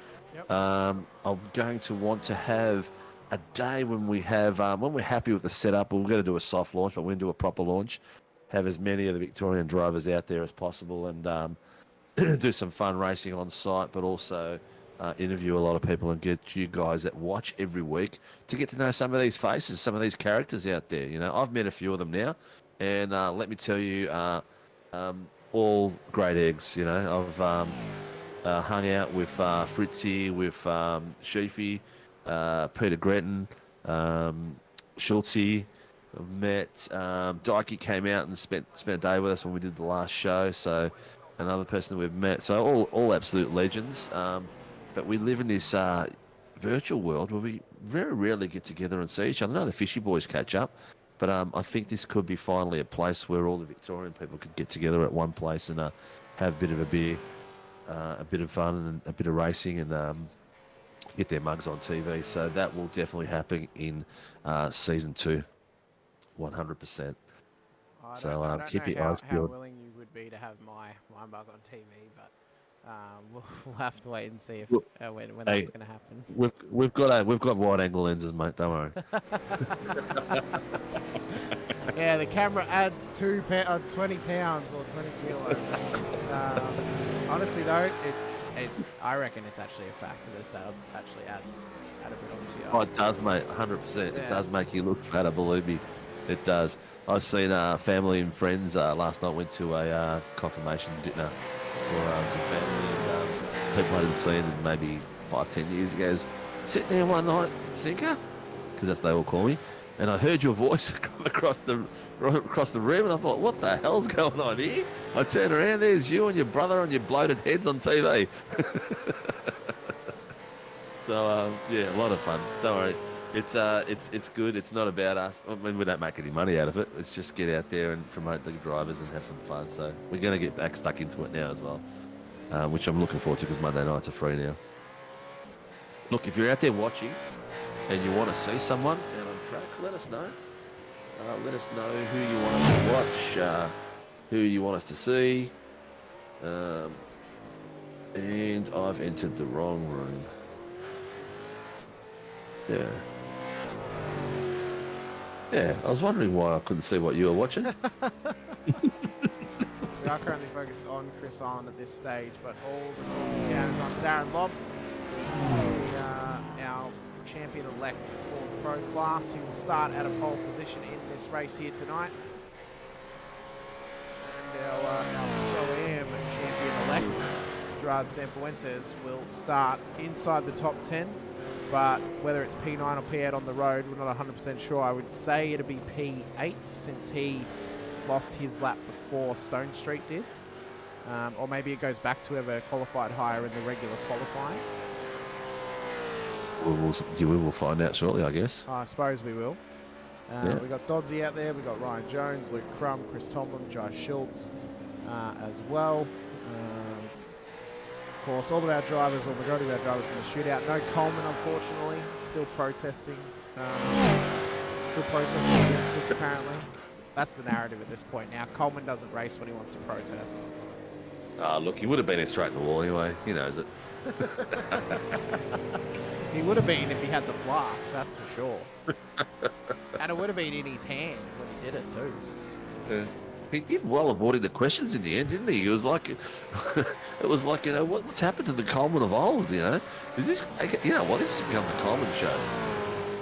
Yeah, we're going to have to rename the series just to the V8 Coleman Pro-Am. Welcome back, Coleman? Like, welcome back, Cotter?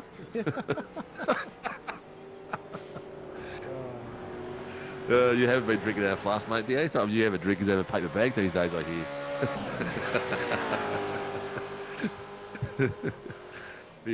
My session is loading back up and I'm getting back in there. There's 23 people watching. If you guys are out there watching, we don't just want to talk to Coleman, we want to talk to you as well. As much as we love his company. Let us know who you want to watch tonight, who you're following, and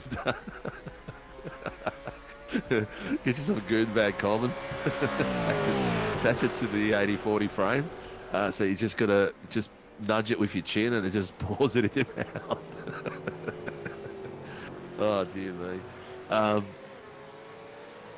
You think of people must listen to me sometimes and just cringe, but you should hear me in real world. Look out. All right, we're getting ready. We've got a few minutes left in this practice session. God knows why they need more of a practice session when they're going to be sitting out there for 80 minutes. But maybe they do. Boys out there, PXR boys are all getting on top of each other and practicing. They're trying some different draft lines by the look of it.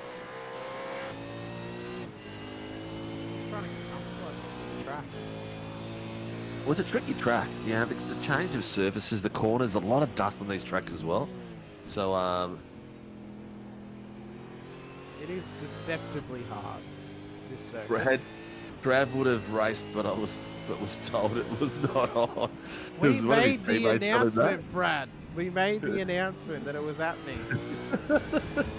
This is one of his teammates telling not to race so he can get better points. Is that one of those things? Maybe. So, is there any whisper, any crumb you can give us on what this possible new series is if it gets launched? Just so we can build a little bit of hype, maybe, and it might inspire someone to help. A new series? Yeah. Oh, look! If I had the money straight off the bat, mate, I would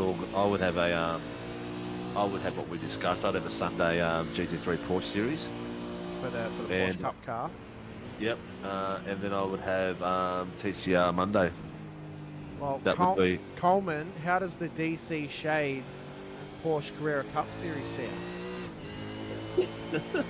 We promoted it on stream. How does that sound to you, Coleman? I reckon that sounds Not pressuring anyone into anything like that because they're not. We're not. We're not pressuring, but we're offering up the opportunity. Look, you know what? Someone could have a chat to Mr. West End Motor Group.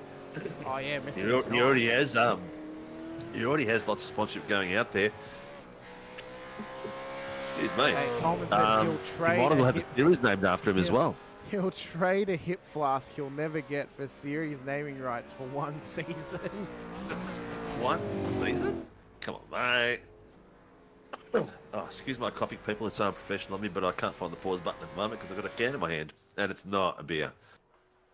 It's mineral water.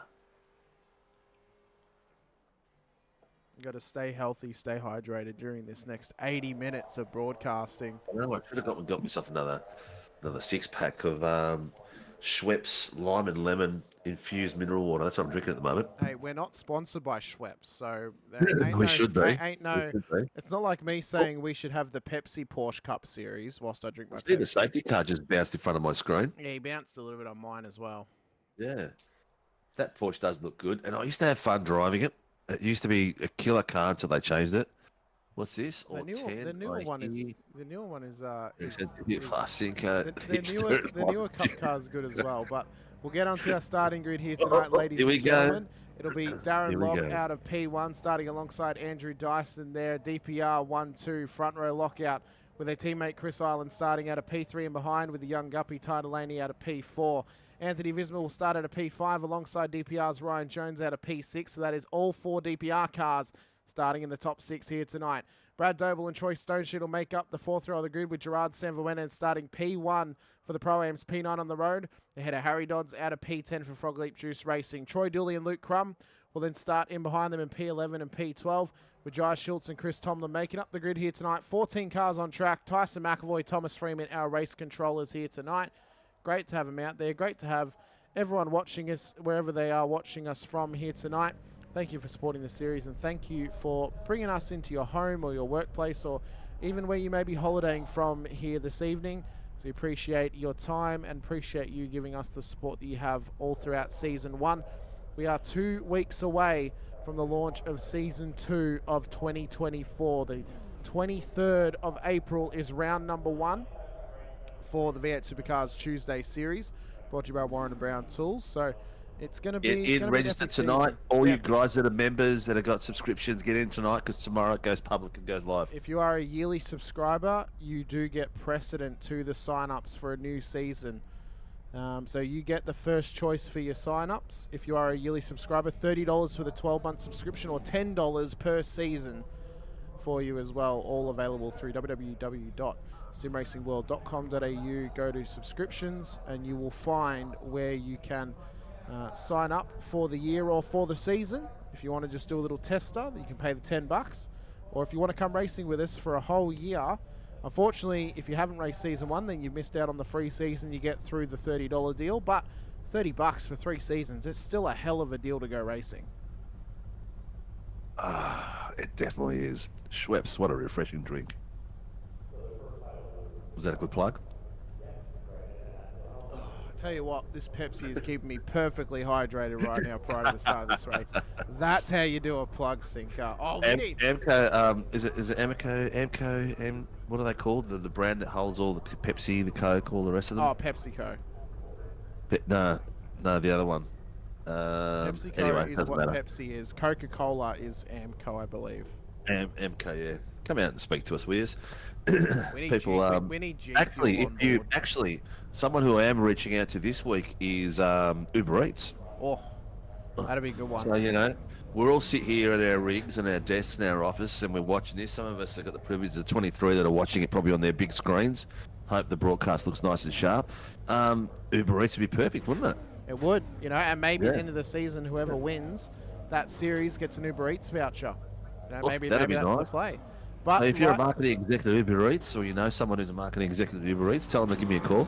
Well, I tell you what, it may not be a green light on your Uber Eats order, but it's a green light on racing. Lights are up. Let's go racing for the final time of Season 1. It was a great start there from Darren Lobb off the line as they make their way down towards turn number 1 for the first time. Couple little niggles as they all start to spread out for 80 minutes of running around this Sebring circuit, but Dyson is all over the back of his DPR teammate through one.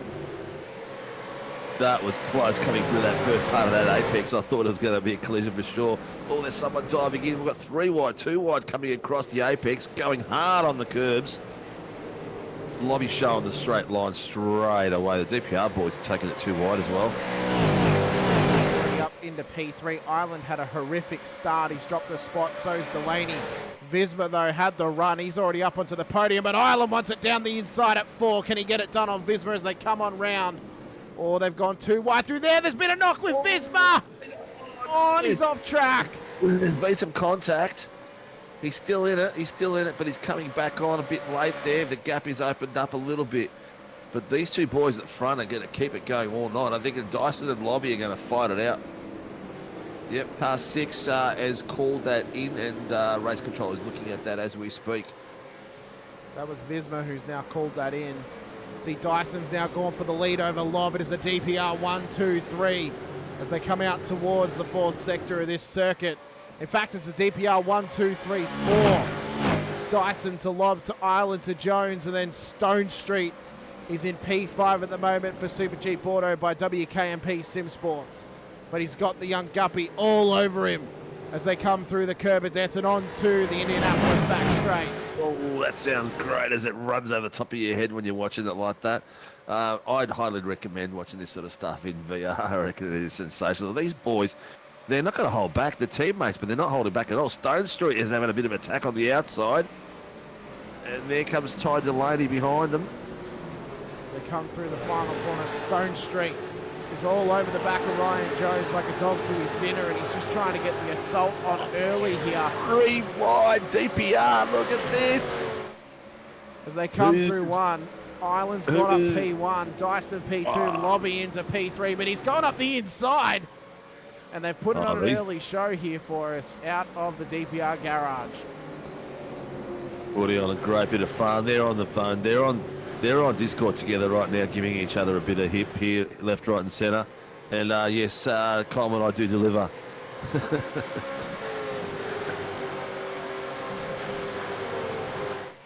Have a look. These boys are already gapping, even though they're fighting each other. Already gapping with Ryan Jones following them behind them. They're already 2 seconds apart. Ty Delaney and Stone Street are having an epic little battle there, but you've got a little 5-packer behind these 3 as well. This is going to be 80 minutes of intense fighting with these 3 and the rest of the pack fighting amongst themselves as well. And it is just offering us a nice little insight. He's having a dive on the inside of Troy Stone Street there. He's having a bit of a sniff. They're 2 wide coming through that apex. 2 wide through here. Still holding him out wide. Oh, it's a fishy against WKMP. Tap. Ty's still in there. I tell you what, the young fella. Oh, look at that. Doble's getting in on the act as well. He's got to watch his line through here. Nicely done. I tell you what, the young fella. Oh my God, he's a good driver. Oh, he is. Can't say enough about him. I tell you what, he's. I'll tell you what, I'm one of those emotional dads, and mine's only 4. Blake, I don't know what you're like, mate, but I'd be all like a few deep breaths and getting all watery-eyed watching this kid race if he was mine.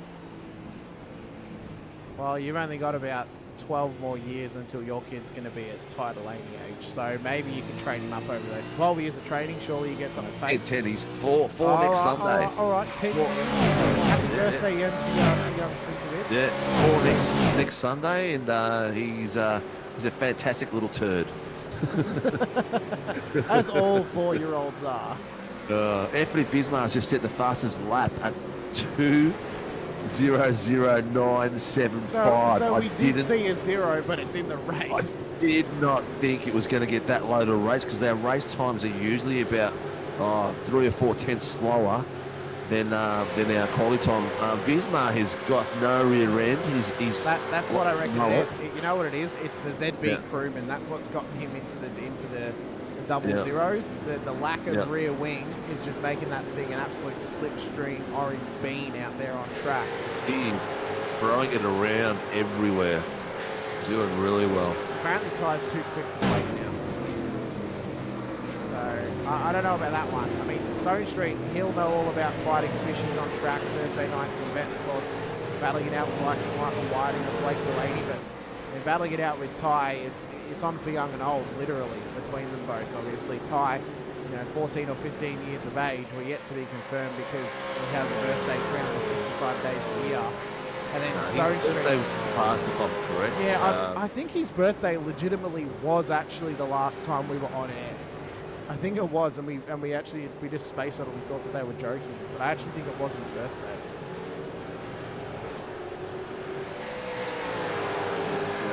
There's the young fella. He's already pulling away from Stone Street, and he's making a march on the back of Ryan Jones. He's got 1.86 seconds, so that's going to be his target. Well, it's a DPR controlled field at the moment. Drive-through penalty for car 6, 2-3 for contact on lap 1. That'll be Chris Island for the contact. Oh, He's that's just going to missed hurt. the opportunity to get the drive-through done on this lap, so he's going to have to do it next time by.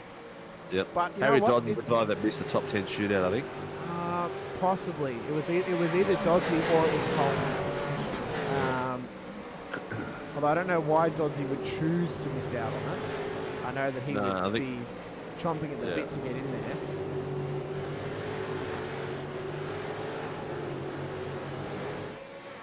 Tell you what, the boys are putting on a great show up front. They are battling it out like crazy. They are.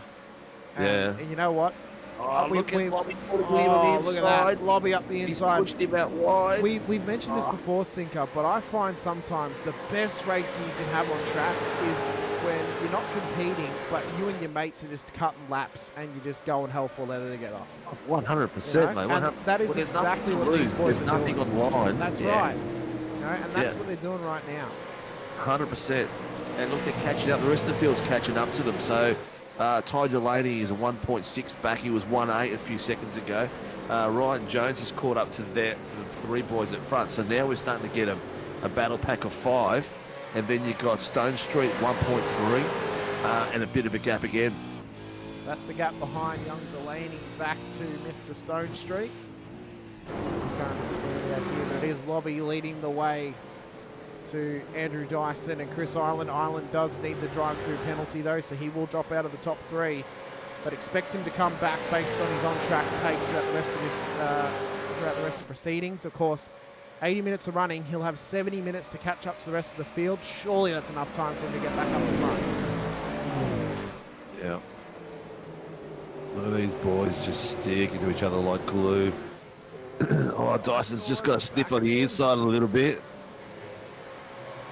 Island's just gone into the pit for his drive-through. Come down the main straight here underneath the Mobil 1 Chevrolet sign.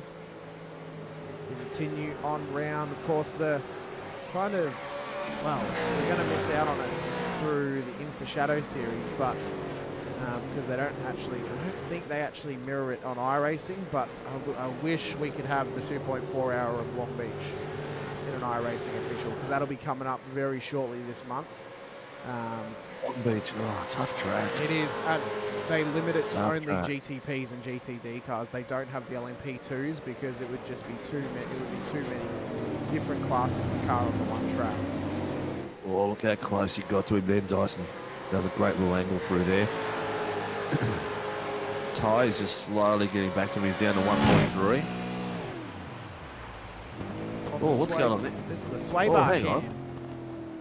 Whose car were we on just then? This is Lobby. Lobby, did you hear the fuel saving then? Not 100%. Yeah, I can hear him. He clutched in when he was coming through the S's, I think it was. I don't know where it was. I just heard it and I turned around and I thought, oh. It might have just been the change of sound because this is classified as an inside car cam, possibly. Not 100% sure though. As we come through the curb of death, once again, 5th lap by. We'll start lap number 6 in a moment's notice, and we'll come on to the 10th minute of our 80-minute running. It'll be 70 minutes to go when they cross the line. 70 minutes. Yeah, they've only got one tyre tonight too. Only one tyre change. The new introduction to the ruling is a one tyre set or one tyre change in this race. So still they'll be fuel limited to 2 stops. but they're only, or 3 stops, but they are only allowed 1 tyre change. So picking when that happens is absolutely crucial here tonight. And I tell you what, Lobby needs to make sure he does that because he cannot afford to get disqualified. Even though he showed up, if he gets disqualified and Ty does well enough, he will still win the championship. Ooh, imagine that. So Lobby needs to make sure he does get that tyre, that 1 tyre change. He cannot do 2. If he does 2, he'll cop a disqualification, and Ty Delaney will be the champion. I don't think Lobby would be silly enough to miss that. I don't think he will. But he listens to the show as well. Okay. I'm not saying that Lobby is gonna be dumb enough to do that. You try to add to the drama, mate. That is Ty Delaney's only hope at this point. That's his one chance at winning that championship. No, his chance was Coleman on track, taking Lobby out. That was his chance. Yeah, but Lobby was still going to get points because he started the race. There's no 75% rule. So it needs to be a disqualification for him to actually, for Lobby to get no points. So yeah, heads to the hat, I think it's slim, mate. It's very, very, very slim.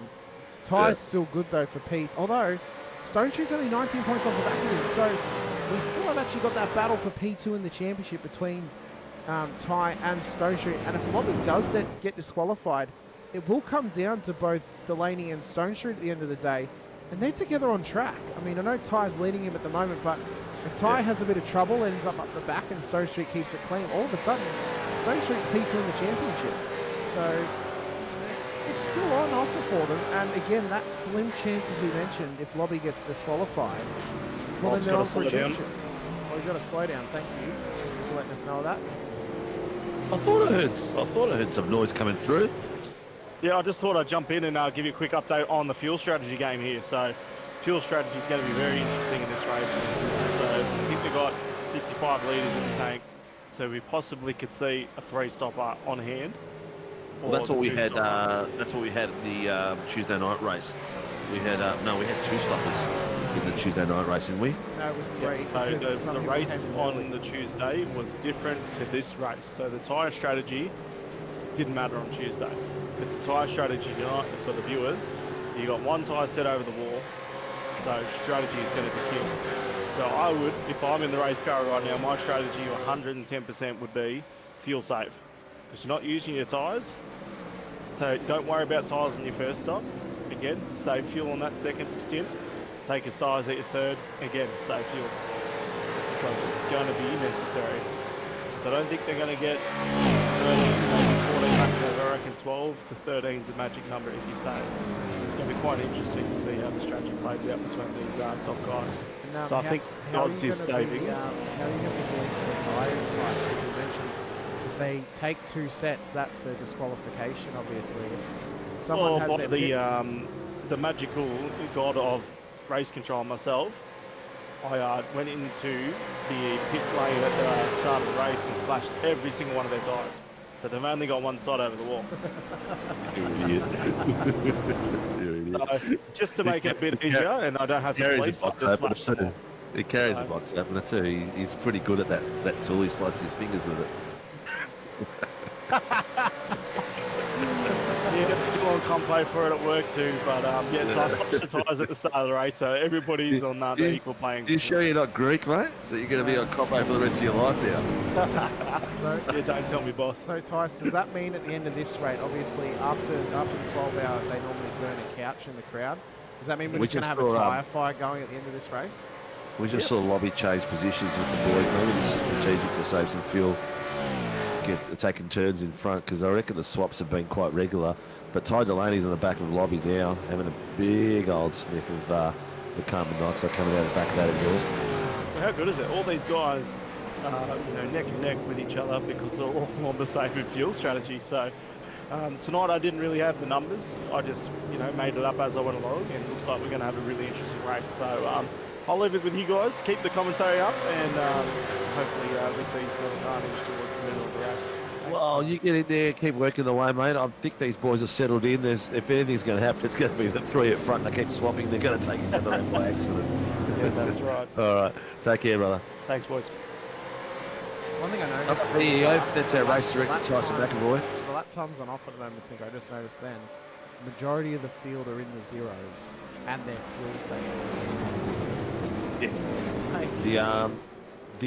Check the temps for us, mate. What's the tyre temps, track temps? Because if they're fuel saving, getting faster, the grip must be there. 29 degrees track temp, so it is perfect for the supercar. There you go. So the temperature is nice. They've got lots of grip, so the pace is coming through because of that. So they're fuel saving. There's a good load of spots here to fuel save as well. He's going through the S's, fly into them and just let coast through those S's. That's where I think I heard Lobby before with his fuel save. But these boys are smart. These boys are swapping it. They've taken turns at the front of the position and trying to gap it out, I think. Ty just needs to stay tucked in on them. Stay with it, stay in the toe, save that fuel, and then grit it to the end.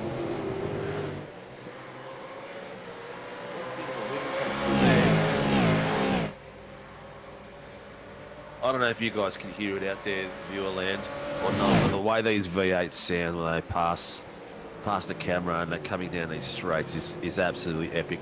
I really, really hope that when the new next gen comes out, they sound amazing, and I really hope that they look amazing on camera as well. I think we're almost guaranteed for it to be like that. They've taken that long to work on them. I think they're going to be absolutely exceptional, not only to drive, but to see on track as well. I'm not looking forward to it as a livery designer because it means I have to transfer the liveries off the 2019 cars onto the Gen 3. Hopefully it's not too much. Oh, it's a given, mate. It's a given. It's going to be a tough day at the office. They're all close now. They're starting to pack up. So right up to Brad Doble. Brad Doble's got 2.6 seconds on the back of Stone Street. And the rest of the field above them is all a couple of tenths apart. So from Troy, Ty, Darren Love, Andrew Dyson, Ryan Jones. We had Ireland go in for the drive-through. He is currently lapping 2009, so he is going to start catching those boys in front of him, and it's going to take a couple of laps, but I can see him getting up in the top 10 in the next 5 laps. The last lap times gone, Ireland was the only one to get into the deads on the last lap, to the dead, so he's an absolute rapid pace right now throughout the field. Needs to be careful of that fuel saving as well. We got Troy Dooley all over the back of Jai Schultz just up ahead of them. Luke Crum in behind Gerard Sam Fuentes. I reckon if Crummy can get a full season under his belt next season, he could be a genuine challenger for that Pro-Am championship, especially with Jerry. 100%, mate. Not a doubt in my mind. 100%. He has been improving week in, week out. He entered the series. He was sliding around a little bit here and there, but as he got more accustomed and comfortable in the car, you've seen his pace go up there further and further up the grid. I mean, he was battling behind Cowie, and then by the time we hit like round 4 and 5, he was battling with Cowie. He's going to be driving a couple of different cars this season. I know he's going to be doing the 8.6s here in SRW. Obviously, the Supercars. There's a Legends series, Legends Road series that's starting up. He's going to be involved with too. So he's going to get a lot of hours in the sim and a lot of seat time to really just learn some new skills across a couple of different car types. And hopefully they can all come together for him and just put in a strong season in the Supercars outfit and even in the other series that he's running in as well. Yeah, 100%. It's good to see drivers branching out and driving other type of cars. I'm seeing some boys that don't regularly drive the F3s coming into the F3s as well. So it's pretty spectacular. I keep seeing my new read message and people registering for different sessions. So it's good to see the boys dropping in and adding their names everywhere. And it's going to be good to see the crossover next season, Cinco, of different drivers across different series, not only in the same car type, but different car types too. There's all sorts of different series on offer on iRacing, of course, as well. SRW alone, obviously, we have the Supercars, the F3s, the 8.6s, the IMSA. Formula Vs is, we're waiting on numbers at the moment. That'll be number dependent, obviously. And then there's obviously other series. The Supercars, we've got OSR Devs, East Coast, Vets, Scots, Pro Series, if you were fast enough to qualify for it. at the start of the season. And there's other venues out there for drivers to drive in, whether it's GSRC. There's some Legend Series that I mentioned that's starting up, but there's so much on offer for drivers to do here in Australian iRacing. It almost feels like now there's a resurgence for Australian iRacing, and it feels like we're getting to a point now where it is getting bigger and better season in and season out. And it's getting bigger now to the point of when we were in COVID, obviously, it was really, really popular. But we're getting back to that now as more and more people are getting the hunger and the drive to get back out there in sim racing and getting back on iRacing as well. Yeah, I phased out and all that, mate. That's all right, mate. Just because I saw something really interesting. The front of the car in the mirrors there. Just to do some work for JDRF, so that's juvenile diabetes. So he's got someone obviously in the family or someone he knows, and he's supporting them. Great cause support. So if you ever up, they do the big walk and all that sort of stuff. JDRF are an amazing organisation to sponsor. Yeah, he saw at the front. His front lights have got the JDRF logo, and I remember years back I used to print all their T-shirts for their walk for JDRF, which is a great cause. It's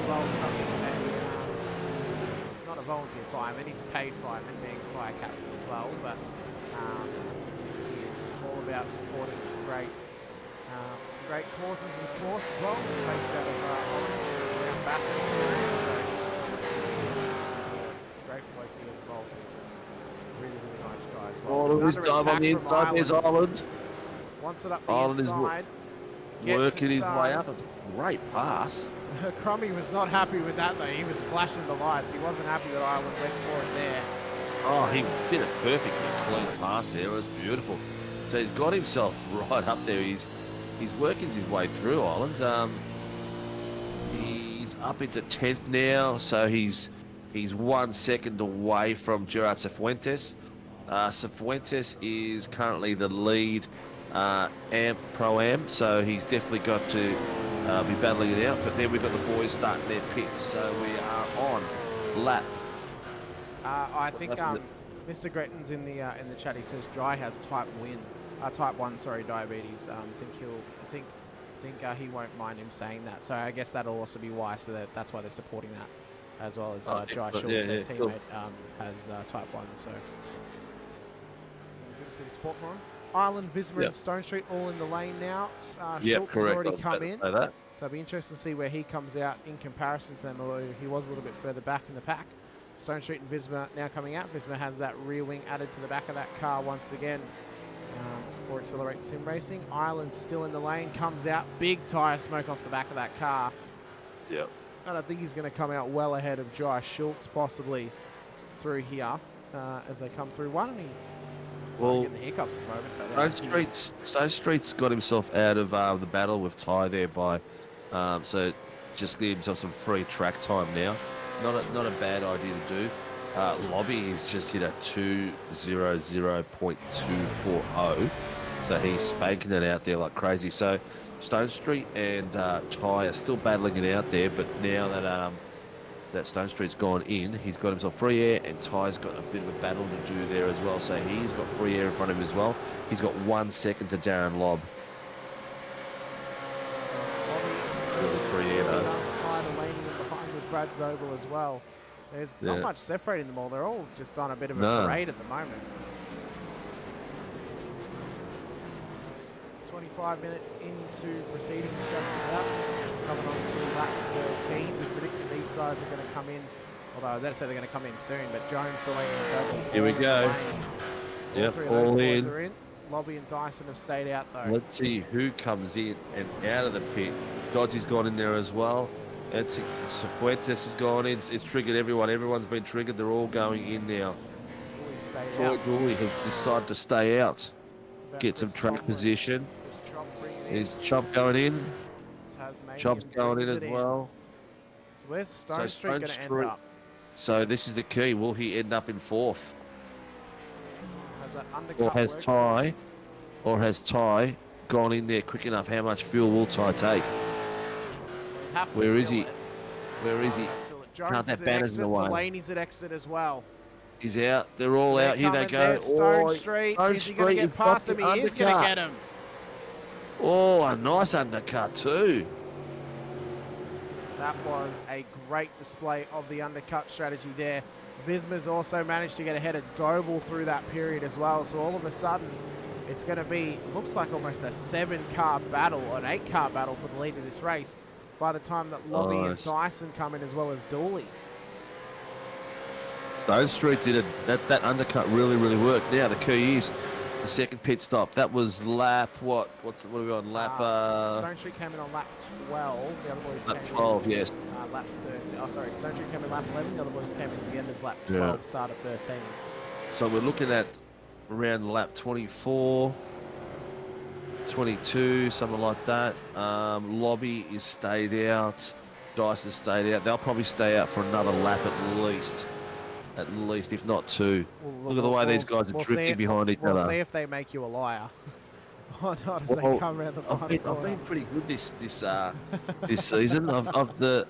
I've taken it and pinned them nicely. Well, you're not They'll pretty stay good out. tonight. No, They've they're come going in. They've come So in. they've made you a liar Yeah. tonight.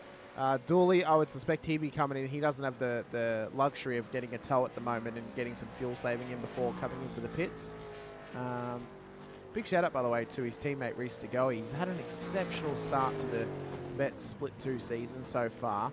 Couple of top 10 finishes, and 2 weeks ago, round 2 at Le Mans, he gained 34 positions in one race sinker to finish inside the top 5. Well done. That was an exceptional performance from him. Stone Street, though, he's going to come around the final corner. Where is Dyson and Bob? They are still in the box. Are they going to be a pit exit? Oh, here comes Dyson.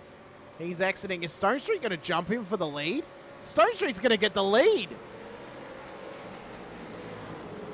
Dyson and Lob going that. Now, they would have saved a little bit of extra fuel, which means they're going to be able to take less later on in the race.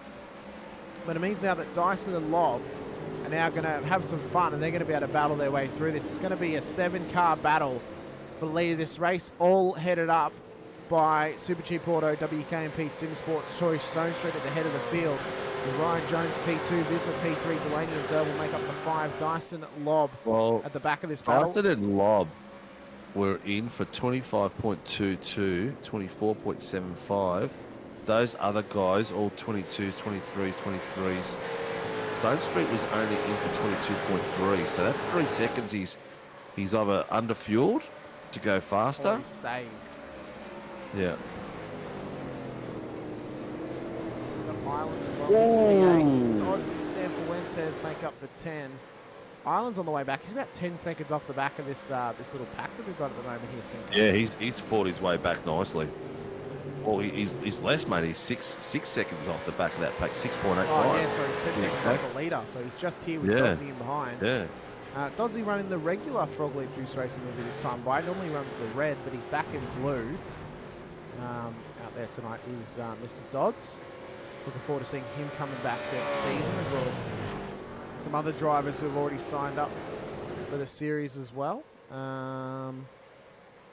The first person who signed up for this series was, wouldn't you know it, the young guppy Ty Delaney. He was the first person to register for Season 2. Second person was Jack Anderson, Velocity Racing Team. The third person, our leader of this race, Troy Stone Street. And then for Tuesdays... Stone Street, Coleman, Parker, Gardner, Dooley... I'd be worried if this wasn't the case, Sinker, but it is the case. It's Tuesdays. Jamie Davis was the first person to sign up, and then Daniel Fritz was the second, and then Josh King was the third as well. So, I'd be worried if there wasn't a couple of Tuesday night again. And then Brad Anderson was the fifth, so I would be worried if the SRW boys didn't sign up almost straight away. Yeah, they know where the bread's buttered. Hang on. Car number 6 needs to readdress. Anthony Vismar needs to readdress on Ty Delaney. I'm not sure where the incident was. Transition for some reason. Schultz has had a big spin.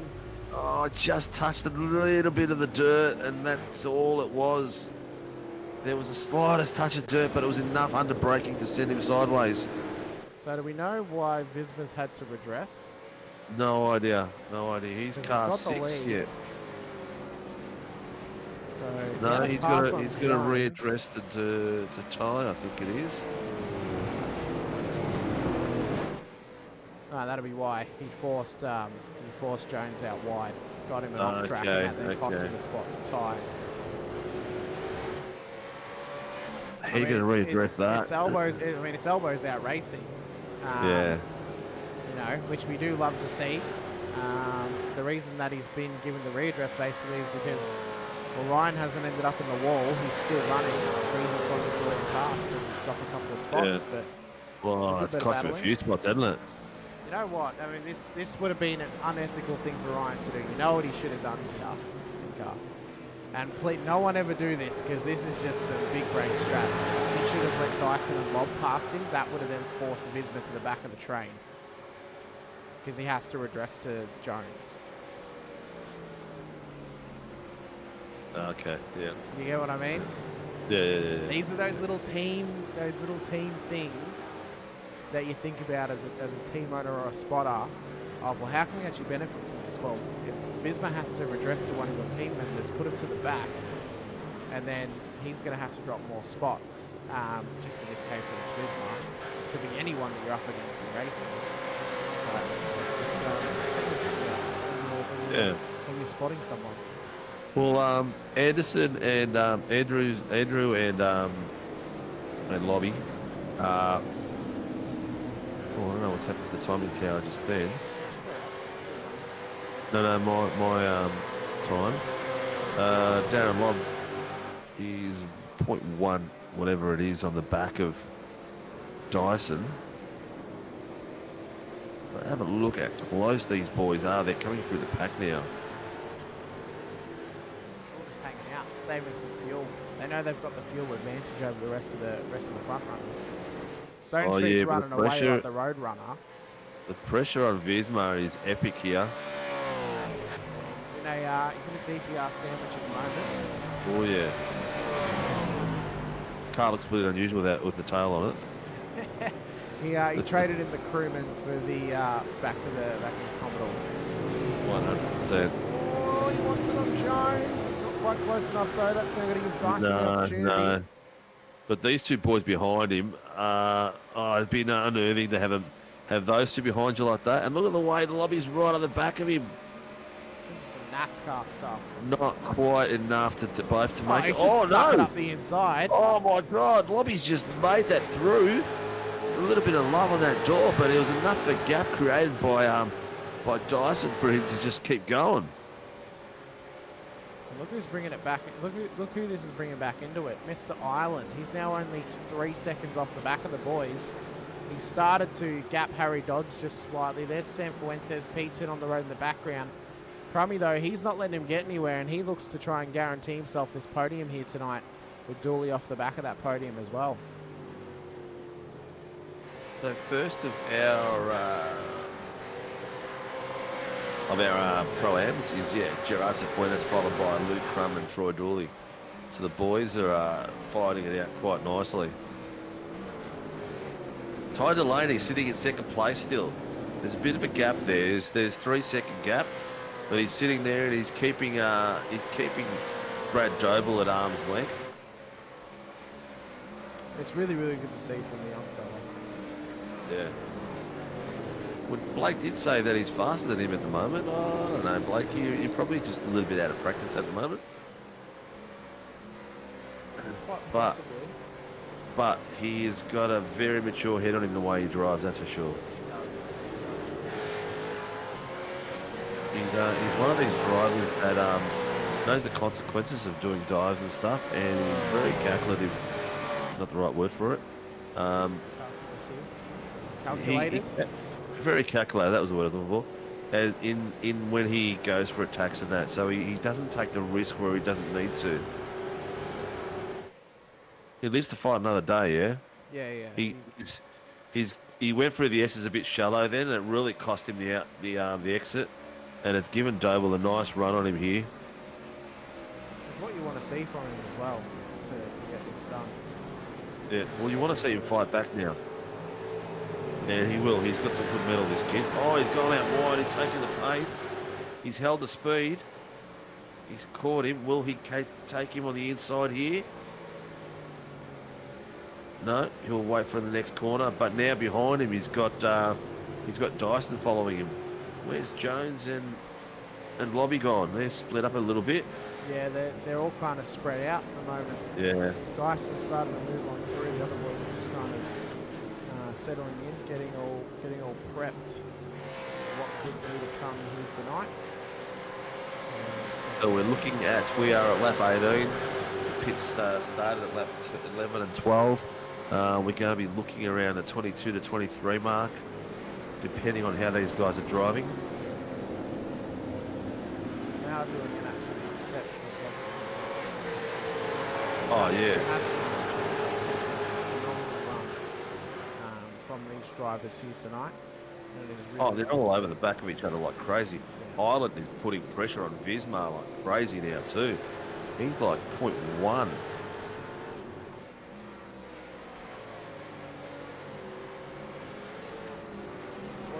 What you want to see from him as well. We've got Mr. Schultz in the lane as well for his next stop. But this pack is just all getting Here we go. Nice and settled. Lobby's just getting past Delaney up into P4. Oh, it's opened up the door as well for the other DPR to come through. Will Ty hold him off? Yes, he has. He's shut the door very nicely. Oh, look at Visma. He's had a bit of a dig. Oh, he's pulled it out just in time. He could have had his nose cut off then. It could have been nice spinning. Love to see it. It's been a great little battle here between these drivers on track, and again, it's just giving us a nice preview of what we can see next season, on-track action, and who's going to be the beneficiaries of kind of that history and that practice throughout this season, knowing who you're racing around, knowing how they drive, but also getting that seat time in this car as well. And it's really, really good to see from all the drivers. Yeah, 100%. Look at this battle pack. This is just unbelievable how close they drive to each other. The rest of the grid is really spread itself out. Doddsy is dropped right off the back of Chris Island. He's like 8 seconds off that pace. And he's got Cifuentes, Crummy and Troy Dooley have all gapped out as well. Our biggest mover of the night is Troy Stonestreet, up 7 places and currently leading the field. So doing really, really well. Great showing. It's showing Dyson a 0 time off the back of Stonestreet, but something's wrong there. Yeah, I think. Yeah. Yeah, something's up with that. I don't know what it is. Yeah. Stonestreet's Because the 3 gap's seconds quite up the considerable road, there. so That looks like. That's weird. Yeah. I don't know why it's reading like that. Maybe it'll it might maybe he's reset got at a the bit end of the lap. maybe they've touched at some point and they swapped GPS. They crossed the GPS. We can't track it Yeah. anymore. So that's at the moment that gap you see between Stonestreet and Dyson is about 1.2 seconds, judging by the gap that's behind him. No, it's bigger. Stonestreet has got more of a gap. So it should be around 2 seconds, I think. Yeah, he's already gone. There he is there. Yeah, he's about 2.2 seconds gap on Dyson's. He's having an epic run tonight. How's his last lap? Well, Dyson is catching. His last lap was a 2:01.34, and Stonestreet's a 2:02.27. So 1.1 seconds across that last lap. That's what the gap is at the moment between them. obviously we're keeping track of this gap at this stage. But again, it is just nice to see some supercars out on track, having a nice fun battle, having a nice little, chase down between them, Sinker. And again, just giving us a nice preview of the season. Obviously, championship is decided, barring any disqualifications. And it's just giving us this nice preview. I mean, I don't know how else we can market it, really. It's a nice way to end the season, obviously. We would have loved to have done it on the scheduled day with a full grid, but to still be able to go racing and not have to cancel the final race, I mean, that's a bonus itself. Oh, yeah, look, and as Coleman said, Easter, school holidays, it all impacts on real-world commitments that you have out there. So at this point, it's kind of all up in the air. But who do you think could be the one to take home this race win here today? Right? Yeah. Halfway through, who do you reckon it might be? Who's it looking like to you to be the one? I think Dyson's going to take tonight. I think he will. His pace is on fire. He's even his laps at the moment that he's setting is crazy.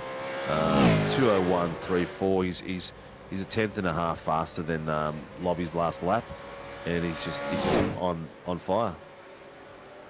Yeah, he's having an exceptional run, isn't he? And But don't forget, there's still another pit to come. We're at lap 21. 22 to 24 is when these pits are going to come in. So some of these boys have lapped. Well, here's one for you. Stone Street lapped pitted at lap 11. So he had 2 laps earlier, so he undercut these boys here. So what's he going to be able to hold on to? He's already got 10 laps under his belt here. He's going to come in the next 1 or 2 laps. Then you've got behind him Dyson and Lobby, who pitted at lap 13, both of them. And they're both driving around at the moment with at least a second and a half faster than him. So when he goes through that next pit stop, they're going to be on fire coming through, so I don't think there'll be an undercut again. No, it's going to be harder for him to do it since he hasn't been able to save the fuel over this stint.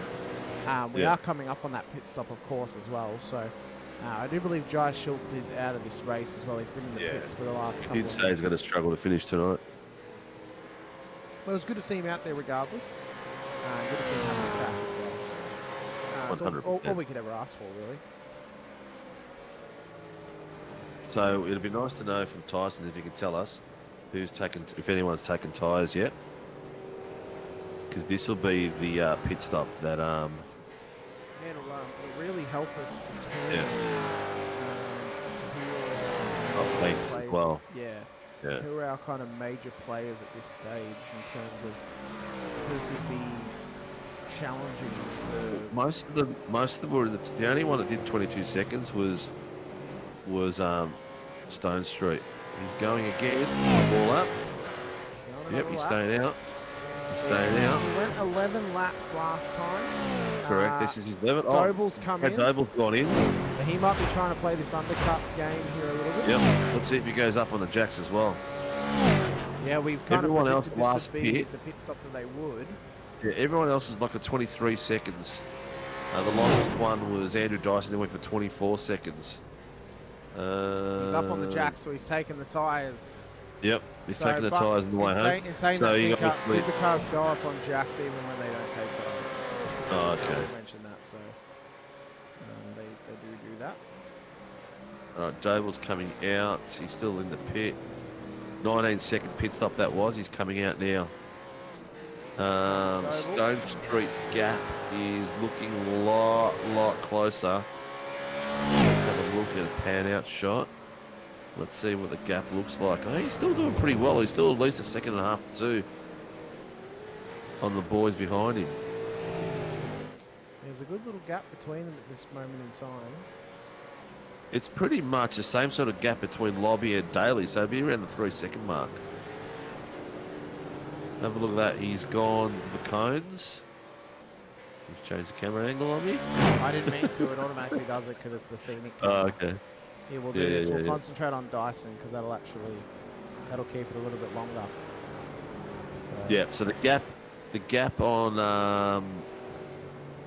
Ty from Lobby is about 3 or 4, and the same sort of gap is top. So he's doing still pretty well. Yeah, they're keeping it nice and tight for us up the top end of town, nice and close. The Ryan Jones is pitted, and Brad Doble have pitted. Jonesy did a 17.2, and Doble a 19.13. So. It's all right, Jai. Better luck next time, mate. It's always next season, mate. Thanks for jumping in, dude. Thanks for coming over play with us here tonight. We appreciate it. Obviously a last-minute change last week for us to go to tonight. So we appreciate you coming along, and hopefully we can see you next season out on track more often as well. He's registered, I think. His name on the list somewhere. More perfect when that can happen for us. Of course. I'm gonna. So some of the boys that are in. I haven't seen Lobby in there yet. Where is Lob? No, Lob's not in there. We'll make sure he signs up tonight. We'll twist the wrist. I'm going to make it my personal endeavour to get Gamble and oh, my brain's gone. What's his partner's name? Gamble and McNamara. No, who was the one that raced with him last season here? Scotty Gamble, and who's his partner from WKMP? He doesn't race in WKMP anymore. Oh, he's not at WKMP anymore. No, he's at 956. Oh, okay. I was talking about War Boys, actually. Yeah, I'd like to see Blake War Boy, Scotty Campbell back in here, Dykey back in here, racing against Lobby and these boys. Delaney with his gear on, whining with his gear on, and who else can we rustle in to get in and have an epic battle for next season? Here we go. Stone Street's in the pits. Yep. So is Vismar. They go. Oh, here we go. Ireland as well. Ireland's taken the alternate to his teammates. So he's and see where they end up. He's following them out. So that's a good strategy to have one of your teammates to go. But then we've got Dyson and Lobby out on track. Let's see how they go. See if they can give us any sniff of what might be to come. See what their pit lead's going to be. It's 17. Jones did a 17.2. Oh, okay. Stone Street's out already. Here he comes. There is he did a 24.8. So Jones and Doble are both past him here after their earlier stops. They've undercut him, but he did a 24-second stop. Theirs was 17 and 19. So Stone Street has taken tyres. Yes. So very interesting to see how this may play out now, coming up throughout the rest of this race, as Dyson and Lob lead the way. Okay, so Stone Street in front of him has got Doble and Jones who've already pitted. He's a bit fresher. Let's see how that pans out for them. These two boys here, they've got 24, so they went lap 13, so they've got 2 more laps in them at least.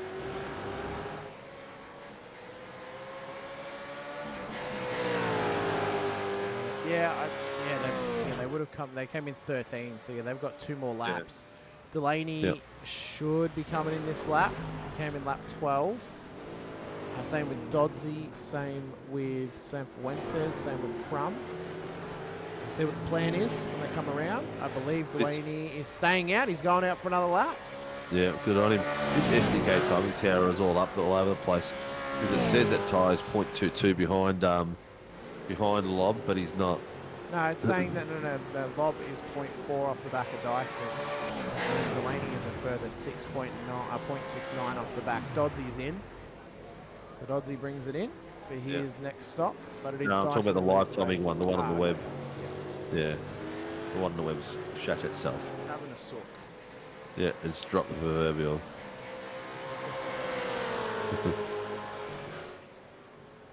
Go, Ty. Keep putting the pressure on these old farts, mate. Get on it, young fella. Yep. Yeah, we love to see it. We love to have all the action Where are on these? track. Crummy's gone in. Dodgy's gone in.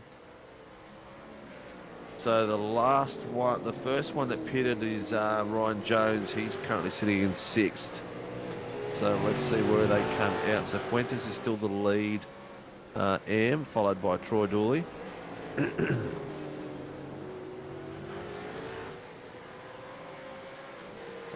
Dyson Crummy's Lob, out. they've come through. Crummy, sorry, coming out. Tomlin's just come in. Crummy's now out behind Dodds. I've given on when Sam Fuentes and Dooley come in as mentioned. Yep. And where that will line them up in comparison to Crum when they come out.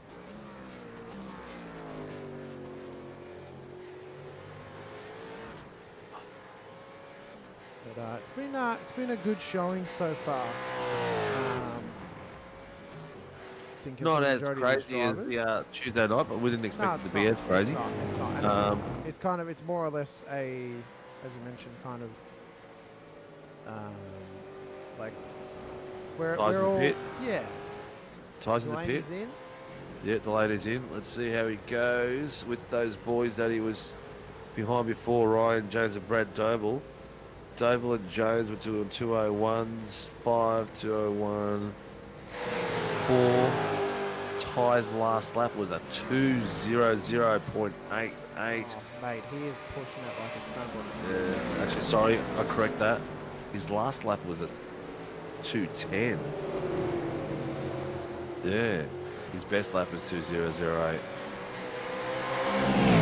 So maybe as he came into the pit, he slowed down a little bit too early. Quite possibly. Here we Here go. comes Jones, Stone Street. Delaney's still in, so he's lost out a heap over Jones, Doble, and Stone Street. Here comes Visma. He's going to get him as well. What about Ireland? Is he close enough to Delaney? Delaney's come out into turn 1. Ireland's got the pace. No, Delaney survives in P8 on the road. Okay, so he's in a good position. There's nothing wrong with that. He's got five laps newer tyres than some of the guys in front of him, so that'll pan out a bit later on. His car's going to be that little bit lighter, carrying a little bit less fuel on fresher tyres.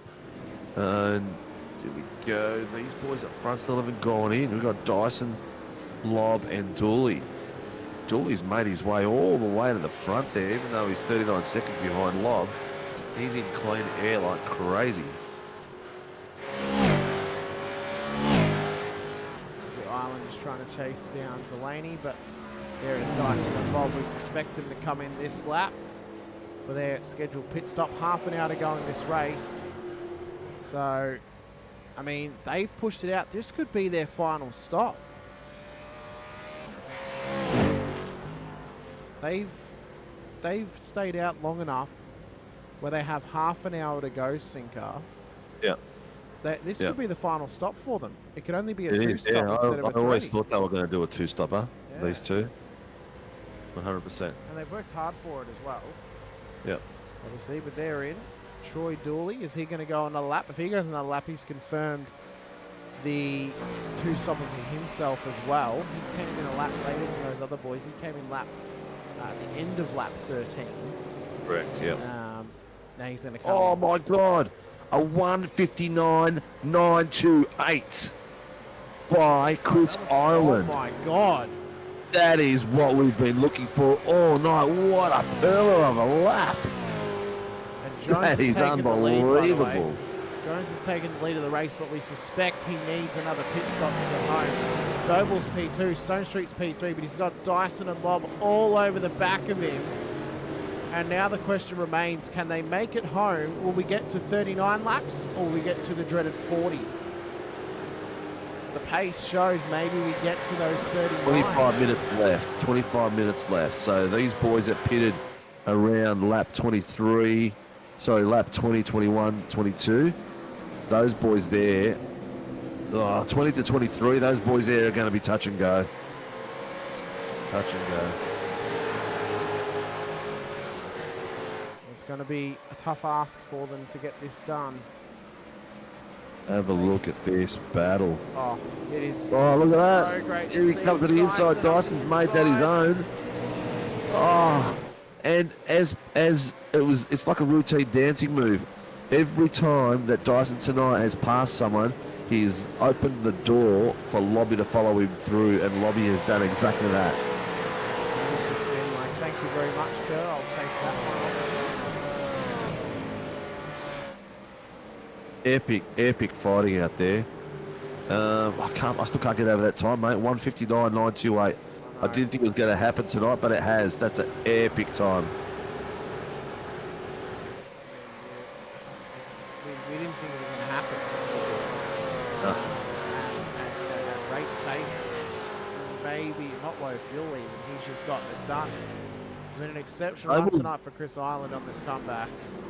Doble is not letting go. He's got himself in a sandwich there, but he is pushing it all the way to the end. He is it is cork in the bottle stuff at the moment here from Doble. With Jones ahead, Dyson in behind. You know what? It might not be the biggest field we've had, but I tell you what, there's been some epic fighting tonight, all the way up and down the field. There's always something to watch. This has been, I reckon, this has probably been one of the funnest sets of battles that these drivers have had. Yeah. So far this season. Like, they've been having an absolute ball of a time out there. And can you blame them? It's been an epic run. Oh, Clubby's just passed Cifuentes. Not sure what's happened there. What's he done? How's he got this done? Is Cifuentes saving? Oh no, Cifuentes lost the rear end just then. Oh, he hit the wall. He's hit the wall. He's hit the wall. So Cifuentes hit the wall coming through there. Could the Crumb Dog Millionaire be on for a winning class here today? Oh, has he had a class win yet? I Not don't think in, he has. not in this season. No. Could be the one. I often joke with him about getting a class win. If he can get it done today, then that'll be an exceptional performance for him. Great way to finish the season. It would. Yep. All right, we've got at the top. We've got Dyson on the back of Doble again. He's down to 11 100ths of a second. Pushing it like crazy. It's been a fantastic performance for the majority of the drivers here tonight to get all of this done on track. And I mean, it's been so good to see some of this on-track action. I mean, look at this. If we had this kind of battling in a regular race, Sinker, we'd be calling race of the season. Like, if we could have a season of 7 drivers battling it out for the lead, I mean, it would be absolutely incredible. Look at this. Dyson's making a move on the outside of Doble. Will Doble be able to put the brakes on and hold the inside line? No, he's giving it up. Oh, look at that. Lobby is just dancing partner with Dyson tonight all the way through. Wherever he passes, he passes. Is there going to be a fight at the end with those two? There might have to be between them. Can go all the way through as a team, and then at the very end, all gloves are off and go for it. We are down to the last 21 minutes, folks, of an 80-minute Enduro with some epic racing that's been as close as you can get in an Enduro. Normally you'd see things gap out, but we've got the top top 6 cars all bumper to bumper all the way through. Yeah, it's claiming that Stone Street is 42 seconds away from this battle, but he's just not. He's in the battle at the moment, so SDK's having a little bit of it. Lobby giving us a wave with the flash of the lights there. It's been an awesome night for on-track action and to see these drivers having an absolute blast out on circuit as well.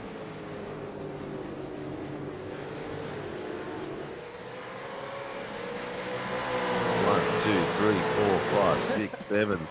Just close as on a track on a track that is very, very bumpy. So it's really hard to maintain that closeness as well because your car's hitting these curbs. There's a lot of curbs, and some of these curbs are fairly aggressive. And that one here, you rattles the shit out of your wheel. Oh no, it's not that one. It was one before that last corner. Have a look at close. Oh my god, Dyson is really, dude. I hope he's got an oxygen tank because he's just sniffing carbon monoxide there, man. That's how close he was. They was just straight in. He's got a helmet like Darth Vader. He just use the Force, Luke. Don't do that. I know our brains are.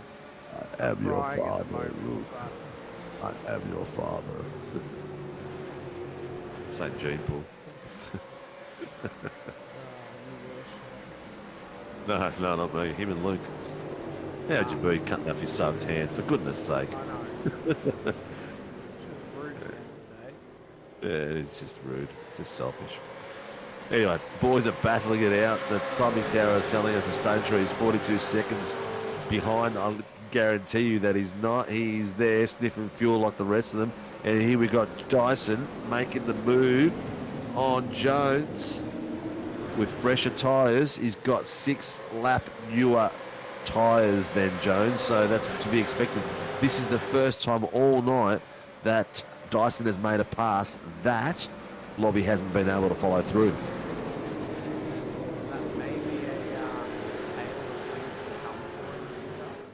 I don't know.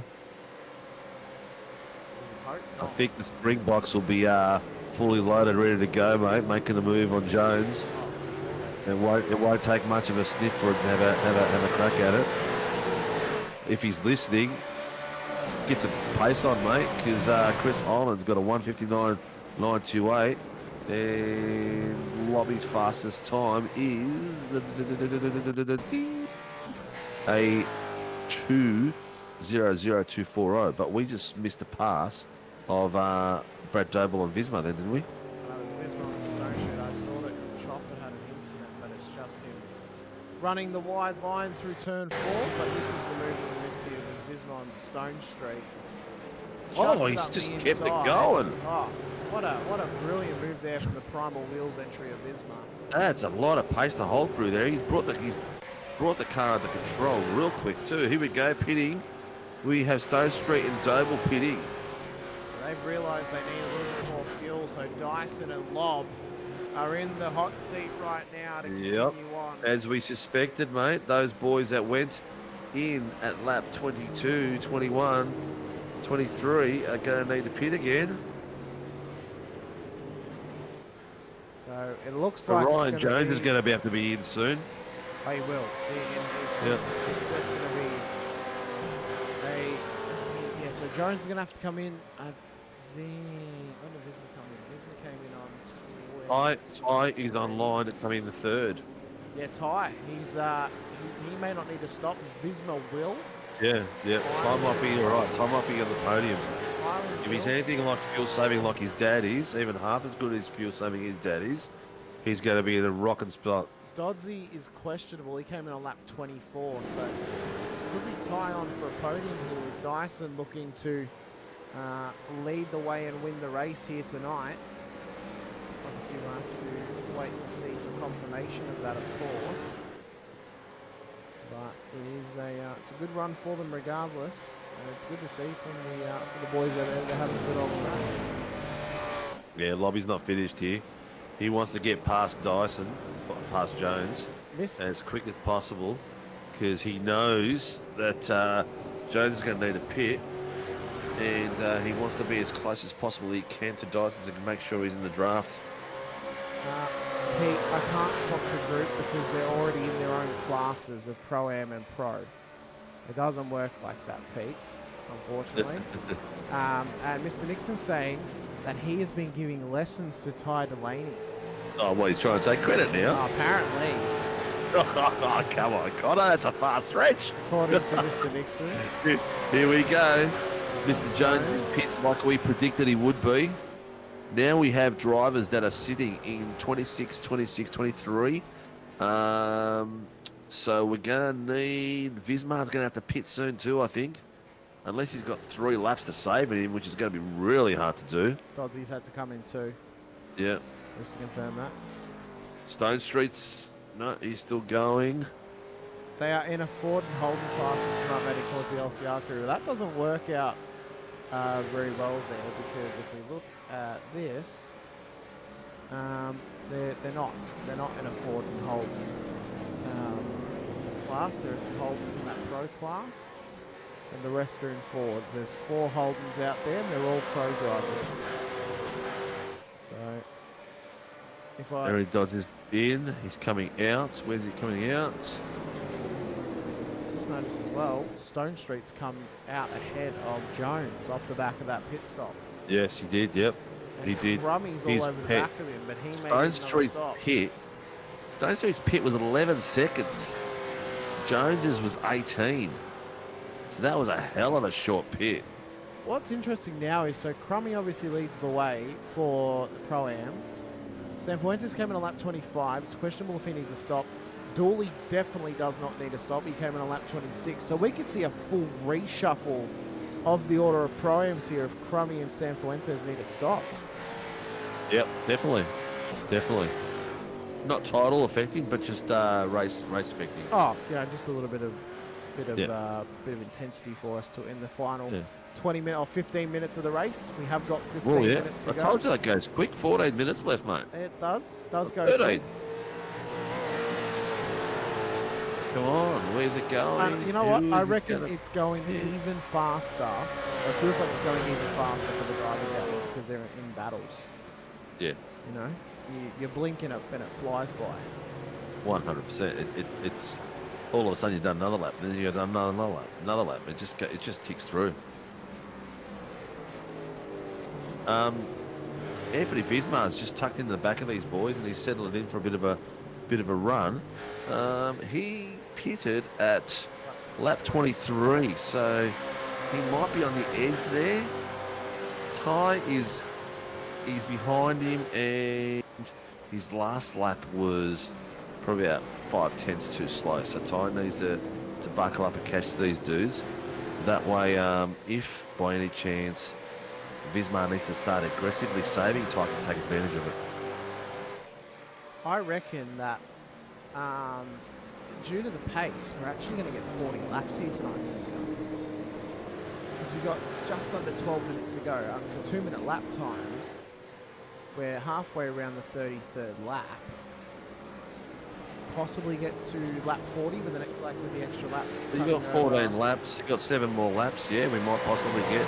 Yeah, we will definitely get into it. Yep, 100%. So 12 minutes to we go. will get to 40 laps. Yeah, so a little bit of new territory for us. We didn't make it to 40 during the Tuesday night series last time out on track for the Supercars. But again, it's just giving us a nice opportunity to keep an eye on these cars. Somehow there are 2 things we haven't got considered tonight across this hour and 8 minutes. That was food and liveries. We've somehow kept ourselves contained. I got a pack of Doritos waiting for me, mate. I got some. With some hummus dip.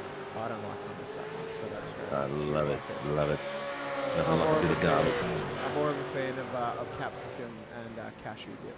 Oh yeah, I do like that one. The Red Rock Deli one. Oh, that's good. Yep. Well, these boys now Vismar's done really well to come out of nowhere, and all of a sudden he's on the back of these boys. He's gapped a bit of Delaney. Is he fuel saving back there? What's going on? Because he's lost a bit of pace. Did he have an off? Delaney came in on lap 25. So I reckon he is just trying to save to get it home. He knows that Ireland will need another stop. Of course, Chakos gets in the chat as soon as we mention food. We summoned him by mentioning food. You couldn't have asked for a better segue. Can we get in on Ty's car? Let's have a listen to is he fuel saving? Is that why he's lost so much pace in those last few laps? That last lap was a 2:04 for Ty. That's not his pace. Full fuel save. Look at that. Listen to that. Save. There was literally, as I turned up my speaker, listen to it, it was clutch in. Oh, listen to this. It's like a fair way too. Yeah, and you know what? He knows that Ireland will need a pit. Listen to this. he wants to guarantee. Oh yeah. You know what it was? It was your mention of hummus. Apparently, he tuned in and heard hummus preferences. This is a massive fuel save, man. A massive fuel Island's save. going to come past, but Island does need a stop. So Ty's happy to let him go. He'll tuck up in behind him now and keep saving fuel. Ty knows he just needs to save a lap to get home. All right, well, how's Visma doing? Because he's just backed off the back of Lob as well. Nah, he's how much fuel saving is he doing? He'll need it. He came in on lap 23. Came in on lap 23. His pit, yeah, but his pit was 24 seconds. He's in. There you go. All right, so this could be Ty on podium if he plays his cards right. Island's coming around. He's done for another lap. So Delaney, if he can save the fuel, it doesn't matter if he runs out at the end of the final lap. He can't start at the end of the grid when there's no race that exists. That's correct. Of course, so he can bring this home on the smell of an oily rag if he has to. He just has to get it home. Oh, that is fuel. So the gap behind Ty is 24 seconds. It's even larger. It's 21 seconds. Sorry, 21 Yeah, seconds off the back. Stone Street's So this could be Ty getting himself another podium up the top step. Well done, young fella. Well, there's Visma. Visma's come out ahead of Stone Street. Yep. So Visma's actually pipped him in the stop, and now Delaney just has to survive for 8.5 minutes on track. Yep. And with a 25-second deficit. But he's going to need to... Oh, man, he's travelling at 204s. Oh, that was a mega long... I'll be happy to chat to you. Mega long one, man. I'll be happy to chat to you about Maybe that he's saving afterwards, that Jack much, Oz. or is he over-saving? He might maybe saving. No, he is full fuel save. Yeah, it's huge. Jacko's huge fuel saving. Huge fuel save, Yeah. but is he over-saving? That's the thing. I don't know. He's keeping the pace. Like, he's still got a gap over Visma. That's Yeah. way too loud for that camera angle on my end. Whoa. All right. Simon, you're in the room with You can hear it as Guppy. he came past. It was just the full roar.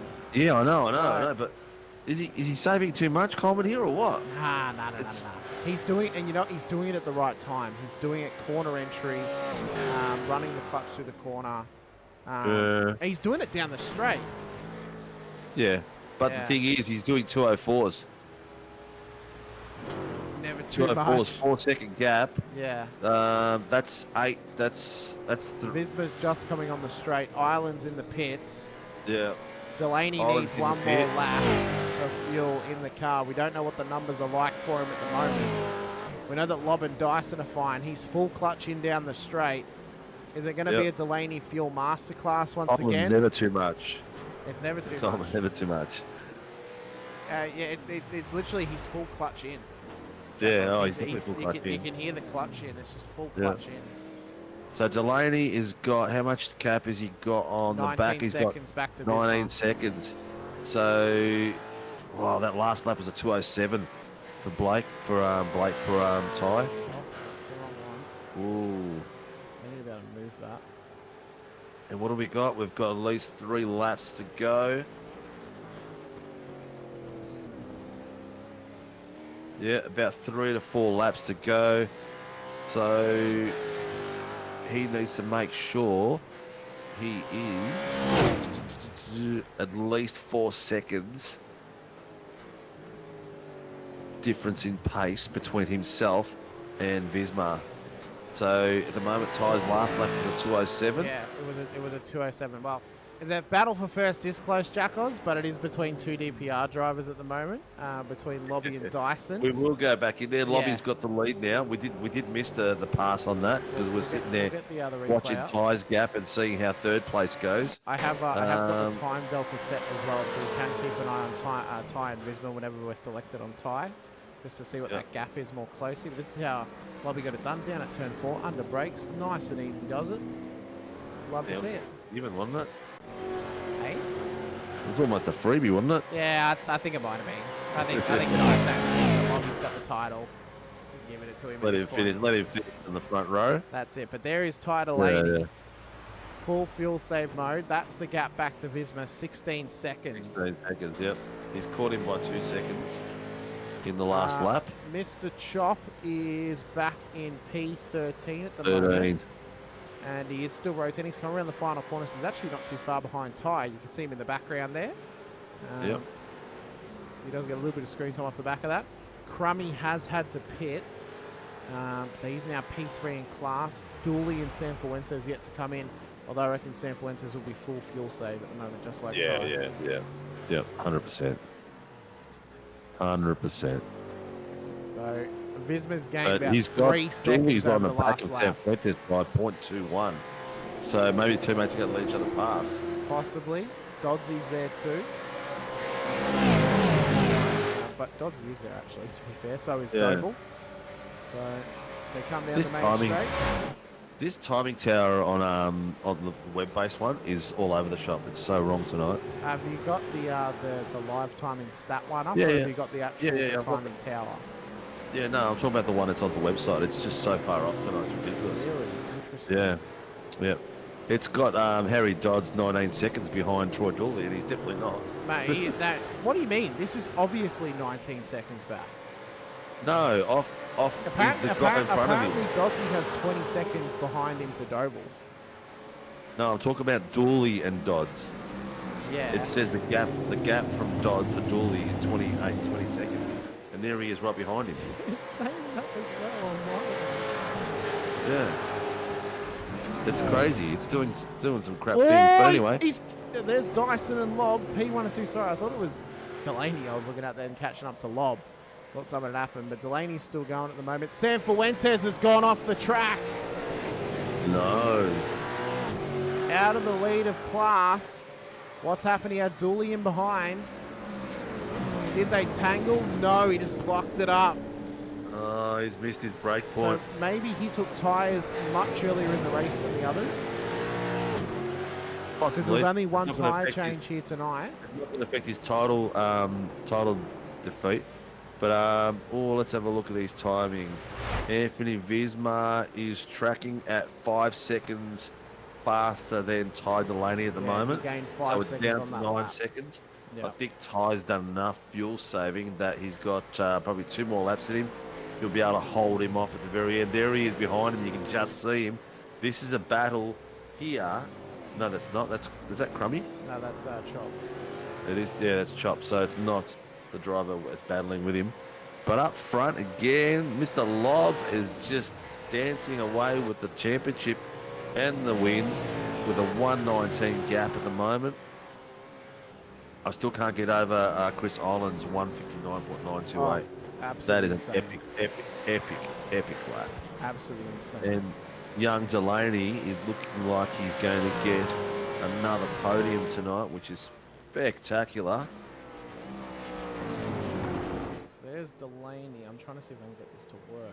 This time last Tuesday, or Tuesday previous, we were jumping up and down doing calculations and seeing who was finishing where and what was the difference between that driver and that driver, and the drivers are changing 5 times and 3 times and 4 times championship positions, and off it went.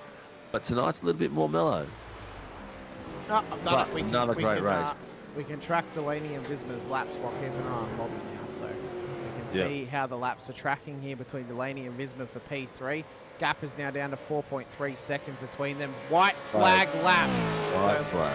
39 laps here tonight. We didn't make the 40, but Delaney just has to make one more lap home to get onto the podium here tonight. If he can get it done, he's got Chop in behind him. If he's smart, he'll tuck him behind Chop and just save a bit more fuel. Well, Visma is 3 seconds off him. Where is he? There he is. Oh, he's hunting him down. Surely he's got enough fuel in his tank to give us a big slam all the way to the end. His last lap was a 2:08 by Ty. I don't know if he's full fuel save at the moment. He's pushing again. Yeah, he is pushing again. I reckon he's saved enough that he can push on this lap. Yep. So he's full push. We'll keep an eye on it. There's Lob. Where is he on track? Coming up into the end of the S's, fourth the back sector. S's, Yeah, yep. up into the fifth sector. So we've got a little bit more to go on the lap. There's Ty. That's the gap back to Visma for the final podium position. Chop's going to come past him. Oh, they're going to be battling together. If Visma gets up on the back of him, the gap's now only a second between Visma and Delaney for P3 on the road. Chop's going to have blue flags. He's going to have to let Delaney go at some point. You can't get in the way there, Chop. Oh, it's under a second between Visma and Delaney. Look at this, he's going. Where's Lobby? Lobby's coming down the back straight to come home and take victory and to solidify his championship. Oh my God, that gap's out to under half a second. We're going to change straight back to it once Lob crosses the line. Ladies and gentlemen, the Season 1 champion, Darren Love of DPR, takes the final round of the season. Well done to the champion, followed by Dyson. And as he flashes, it goes, oh, here we go. These boys are going too wide. Ty keeps him out wide. This is a battle for the third position on the podium, people. Ty's got enough of a gap there. It's 0.4. Will he have enough of to get around the final corner? Oh, Visma. Here we go. Oh, he's just so close. Oh, I think Visma just left the turn in a little bit too late. He should have gone a little bit earlier. Yeah, Ty kept that line nice and tight. He's going to survive. Oh, look at him go. He's got it done. Oh, he's only just going to survive as Mate, well. what an epic fight there. Ty Delaney in third place for the final round of the Warren and Brown V8 Supercar Pro Am Series, followed by fourth, Anthony Visma in fifth, Stone Street, followed by Island Jones. Coming across the line shortly will be Mr. Dodds. He's at 21 seconds behind. Apparently he is. Yeah, and here we have our Season 1 champion of the Pro-Ams, Mr. Gerard Cifuentes from Performance Sim Racing. I got it right. Performance, yes, it is Performance Sim Racing. Yeah, and they're going 1-2 across it. First and second. Well done, Jeds. So Mr. Cifuentes followed by Troy Dooley, and not far behind is Mr. Luke Crum, and Chris Tomlin, who was left, is already gone across the line. So Mr. Luke Crum gets third place in the Pro-Ams for the night. Dr. Crum, without the R, crosses the line P3. Most That was, famous man in the 86 field.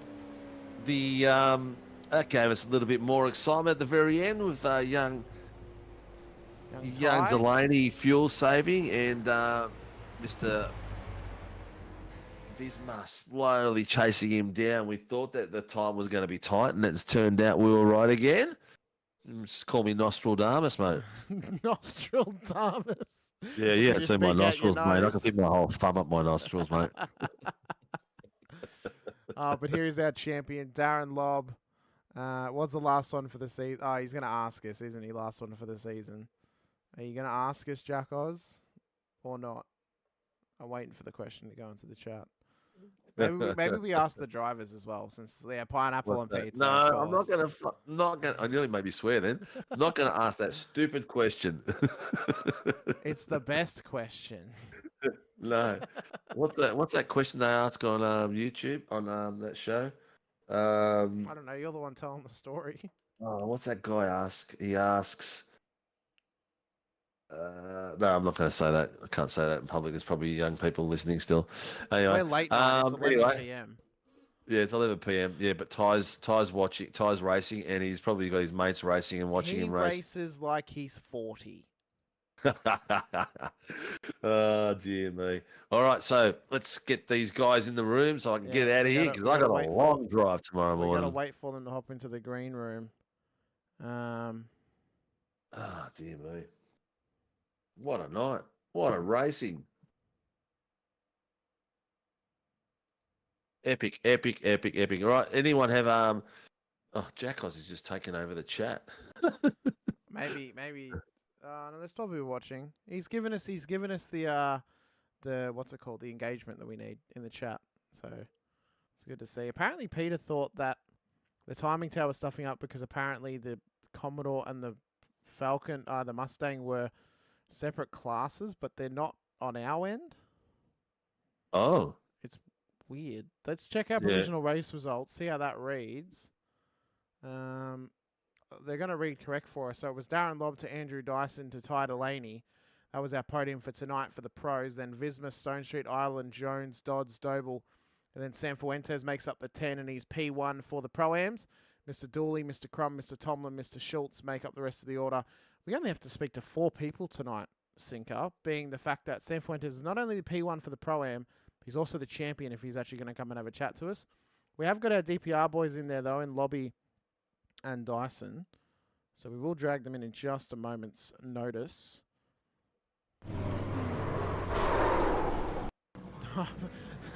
Went to a replay, discussed the Doble going into the wall. There you go, boys doing some burnouts. So bring our boys in now just quickly. On the checkered flag. Lob and Mr. Dyson. We thought we'd drag in together as the DPR crew on the podium here tonight. First of all, Lobby, you had one hand on the trophy. All you had to do was show up and not get disqualified, and you are now officially the Pro Series champion here for Sunday nights. I hope it doesn't cost Sinker too much to mail that trophy over to you across the bit of water between us. But it's definitely going, mate. Definitely going, and it absolutely looks sick. It looks amazing. Let me tell you. Didn't even realize it was a trophy. I'll give it to the little boy. He'll be bloody chuffed with that. I'll put some. I've got a big long drive tomorrow. I won't get a chance to take a photo of it because I've got to go pick it up tomorrow. But it's 2 conrods crossing over each other. Attached to a sprocket, and it's gonna cost me a bomb to ship to New Zealand, but you know what? It'll be worth it. We'll have to get into private chat and work out another plan. Then don't need to spend more money on sim racing and sending trophies, mate. But I appreciate it, mate. It's all good. I think you may be the first driver we've had that's put a podium on for every single round of the series.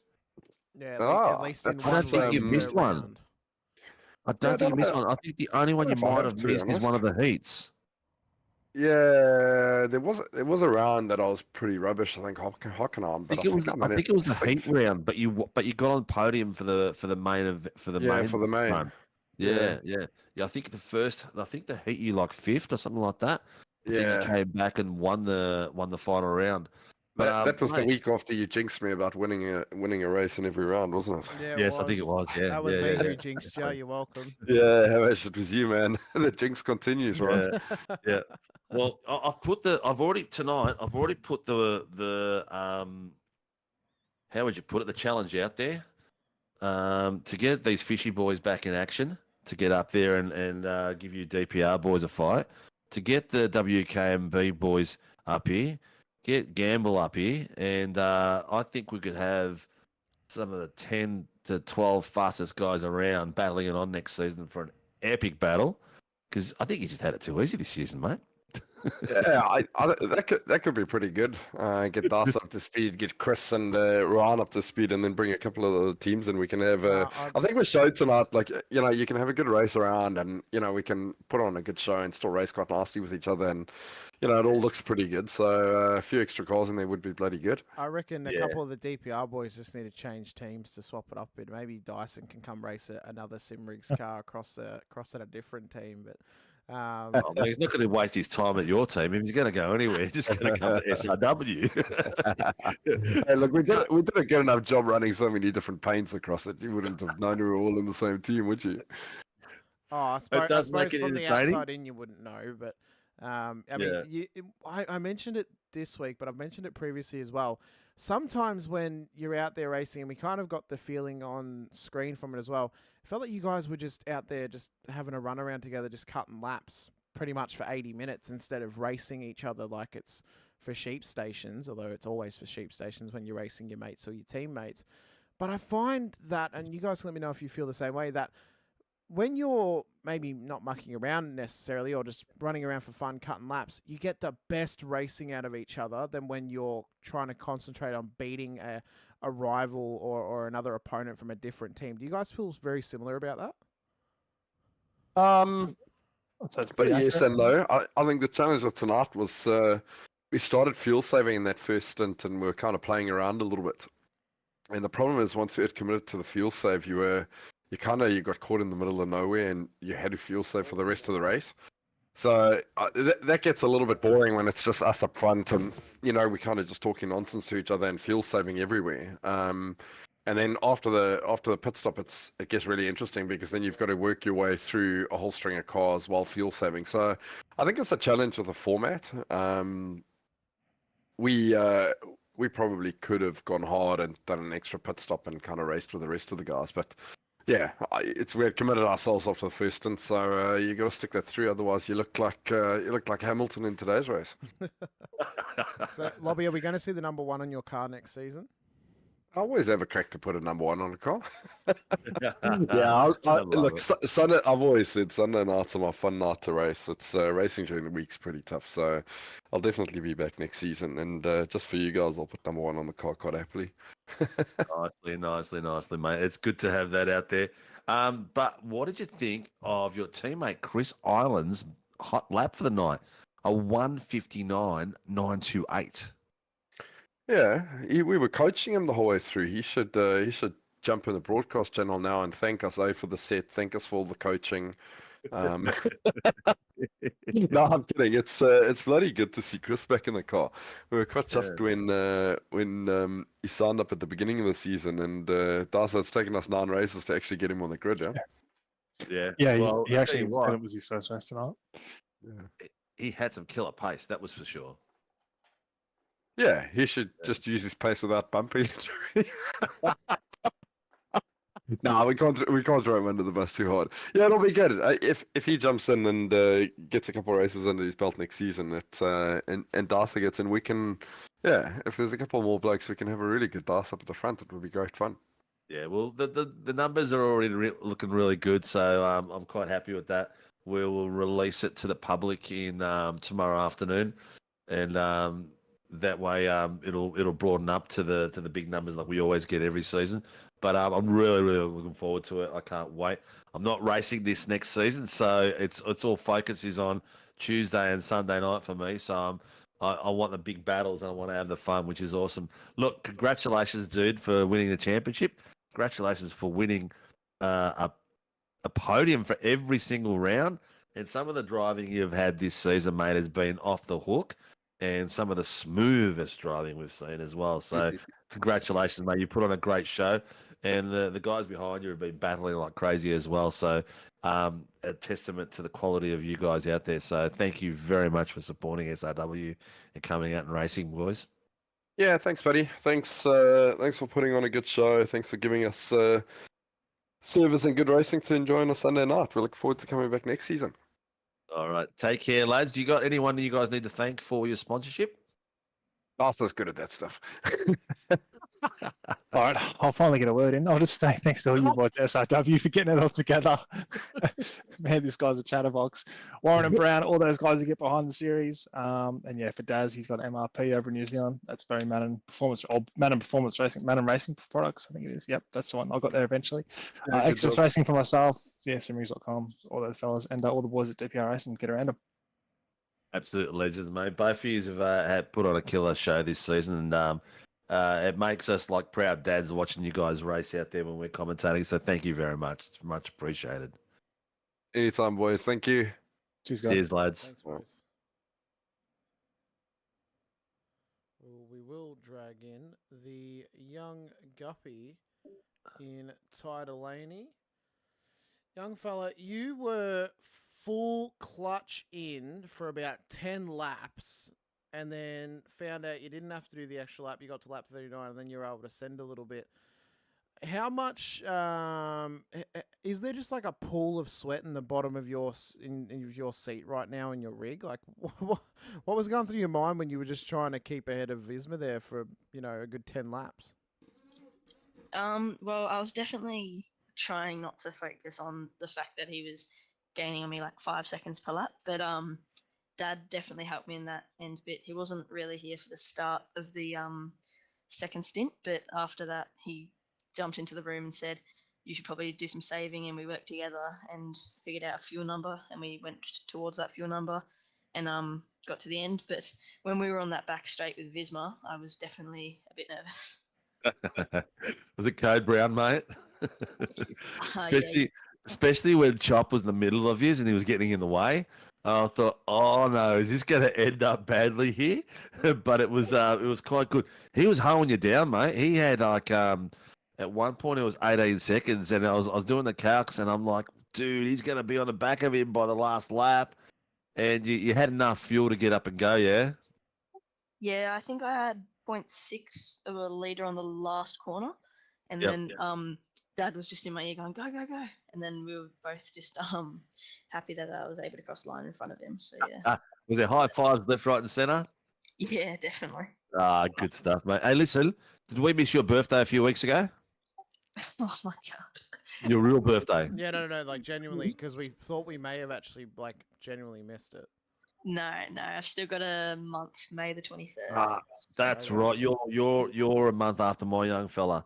All Every right, week that's right. you- Mate, yeah. Benji's Every- on the 14th and you're on the 21st, so 7 days and a month later. All right, I won't forget. All right, good, mate. Well, you know what? Epic season, mate. Epic season. I think you're at a point now where you're on that knife's edge of being just as fast, or if not faster than Dad. No comment because I believe Dad's watching a stream. But yeah, I'll just say for the stream that he's a bit faster than me at the minute.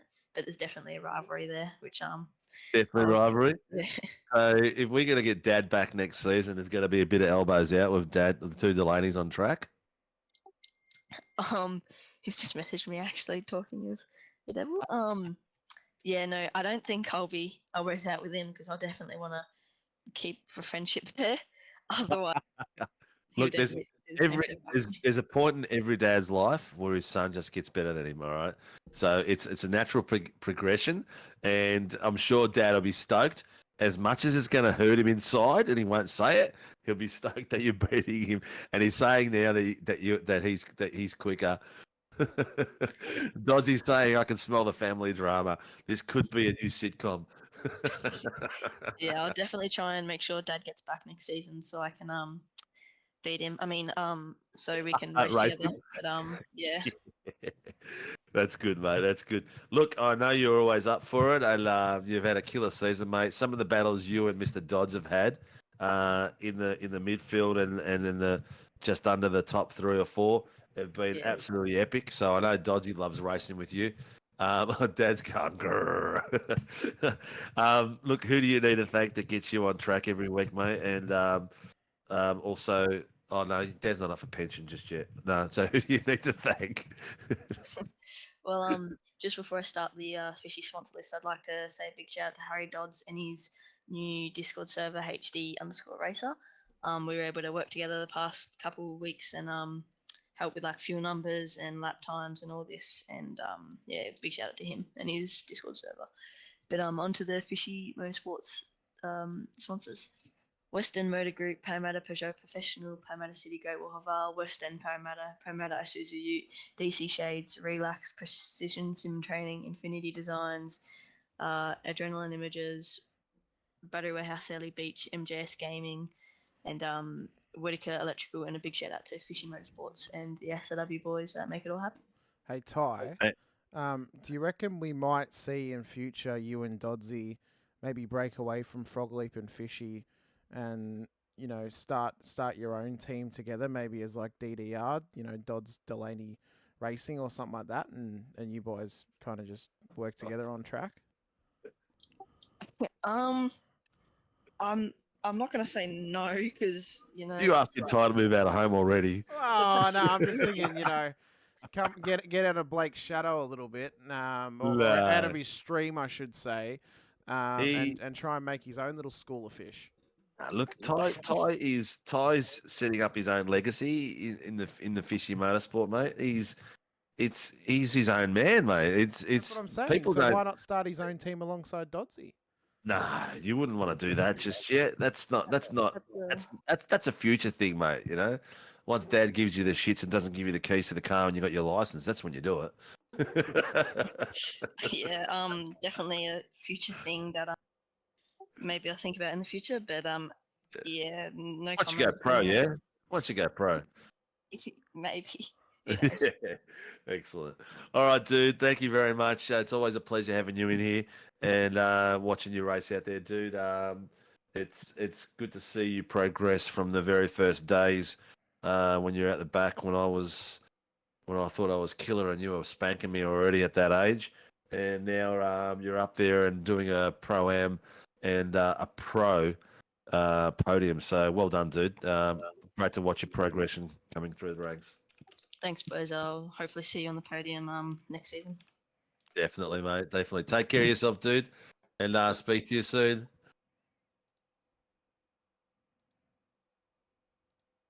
Well, now, he's dragged himself out.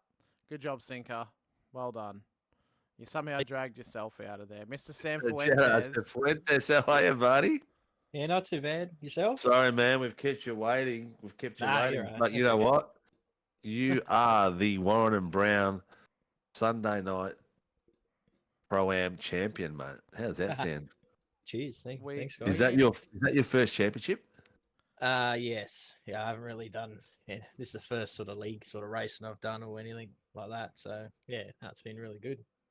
Excellent, mate. You tell you what, you've put on a great show. You've improved in leaps and bounds in front of mine and Hamish eyes from the first round onwards, and you can see that you've put in the time and put in the effort. So it's well deserved. Is it purely the seat time at the moment that's getting you there, or is it the team environment as well? Yeah, a bit of both. Yeah, I've spent the majority of my time in the V8 now, not jumping into other categories and stuff. And like I never used to jump on that much anyway, but Cowie got me involved with PSR and introduced me to the league here, and I've jumped in. I've been here this is probably the third season, I think, now. Yeah, I think so. And yeah,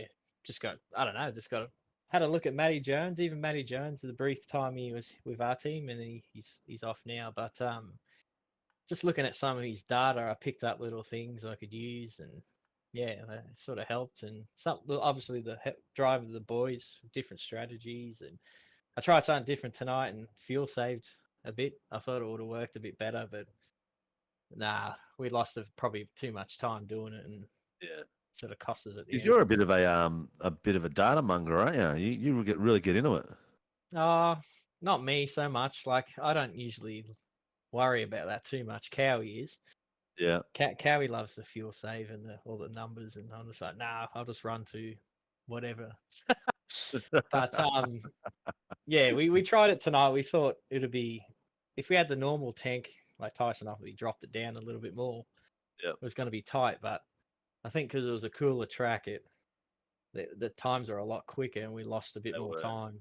Yeah, they're a lot quicker, and we lost too much time saving fuel, and we should have probably just went flat out from the start and saved where we could, and just did that extra stop, and yeah, splashed at the end, and it would have been a better result, but doesn't matter. You got to try new things and different. You got to try new things, mate, and plus you're the champion anyway.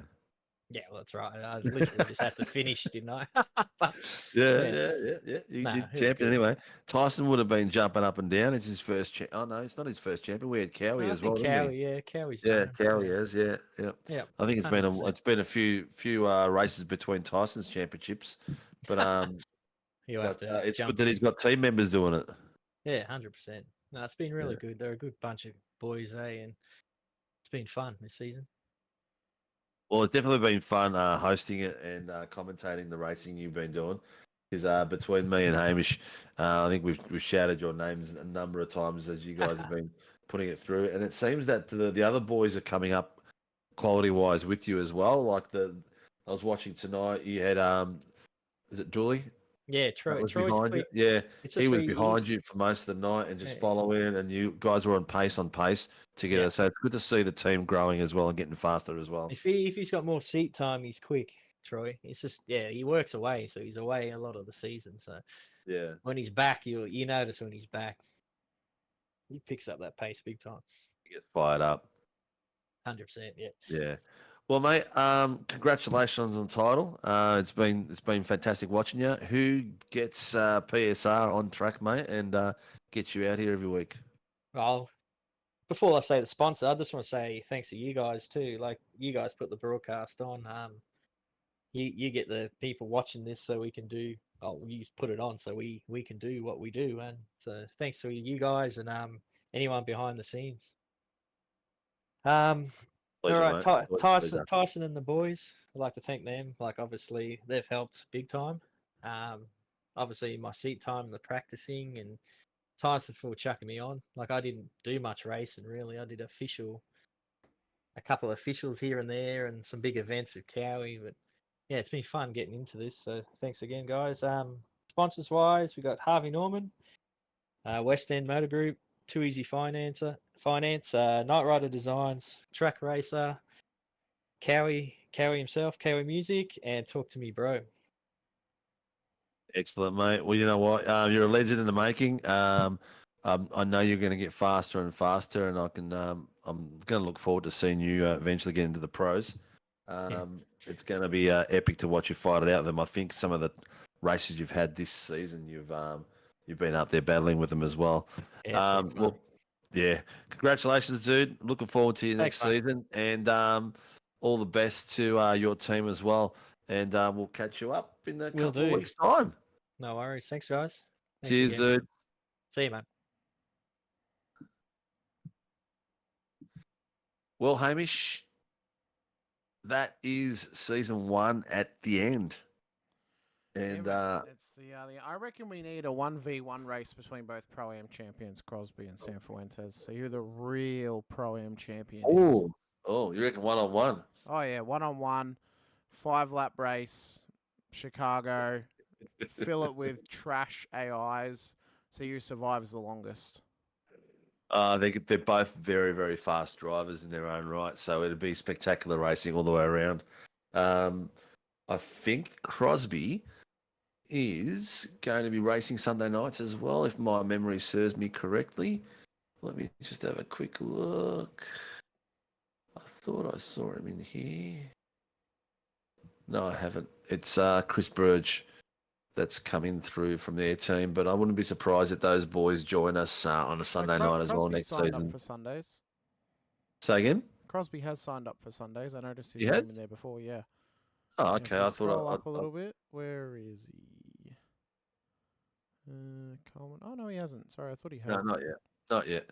I would not be surprised if they do, because they had a bit blast the other night. Hey, Dodd, especially for Wolf Hamish. Thanks for the season, guys. Going to be a fun season. True track list looks great. Yeah, it's gonna be epic. It's gonna be a lot of fun. We're super pumped for it, and can't wait for it to start and get rolling. It's gonna be. I get 2 weeks off. Is it 2 weeks? Yeah, it is 2 weeks off, and then we get rocking and rolling. So you know what? I'm burnt out, mate. I'm spent. Thank you all for watching. Please like and subscribe if you haven't already. Congratulations to our champions, Gerard Cifuentes for the Pro-Ams and Mr. Darren Lobb for the Pros. Looking forward to some of the other boys coming back next season and giving this league another level of boost. It's going to be spectacular. And I'm looking forward to coming back and hosting with you, Hamish. It's going to be a lot of fun. Yeah, mate, it's going to be a massive season ahead. Of course, the major players in terms of our series that we currently run on offer still for you guys to sign up to.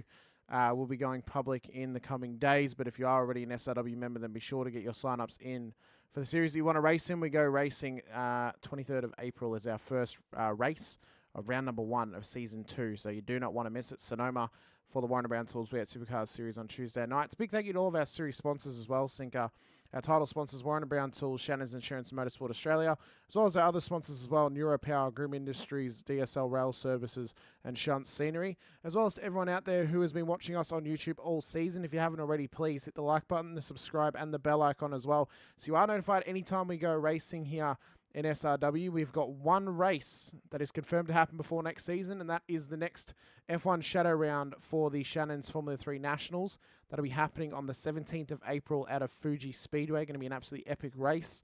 But until then, we thank you for your time. We thank you for being here with us. We've got a massive season ahead. Keep your eyes peeled on the Facebook page and on the Discord and anywhere else that we may be able to release some news for you, because more will sure to be coming throughout 2024. But I've been Hamish Munro. Alongside me has been Steve Sinkovic. Thank you all for joining us once again for the Warren & Brown Tools Viet Supercars Pro-Am Round number 9 of Season 1 out at Sebring International Raceway. We'll see you guys in a couple of weeks' time for round 1 of Season 2. But until then, drive safe, stay safe, be smart, and hopefully we can see you all on track soon. But until then, bye for now.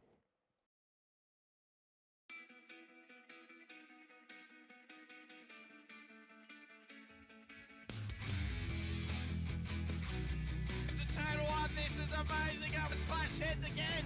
This is like Chaz Mostert and Cam Waters. Almost the same situation. Better contact going down the hill. Sam Noble wants to snip on Dave Coleman now. Sam Noble bottle right now because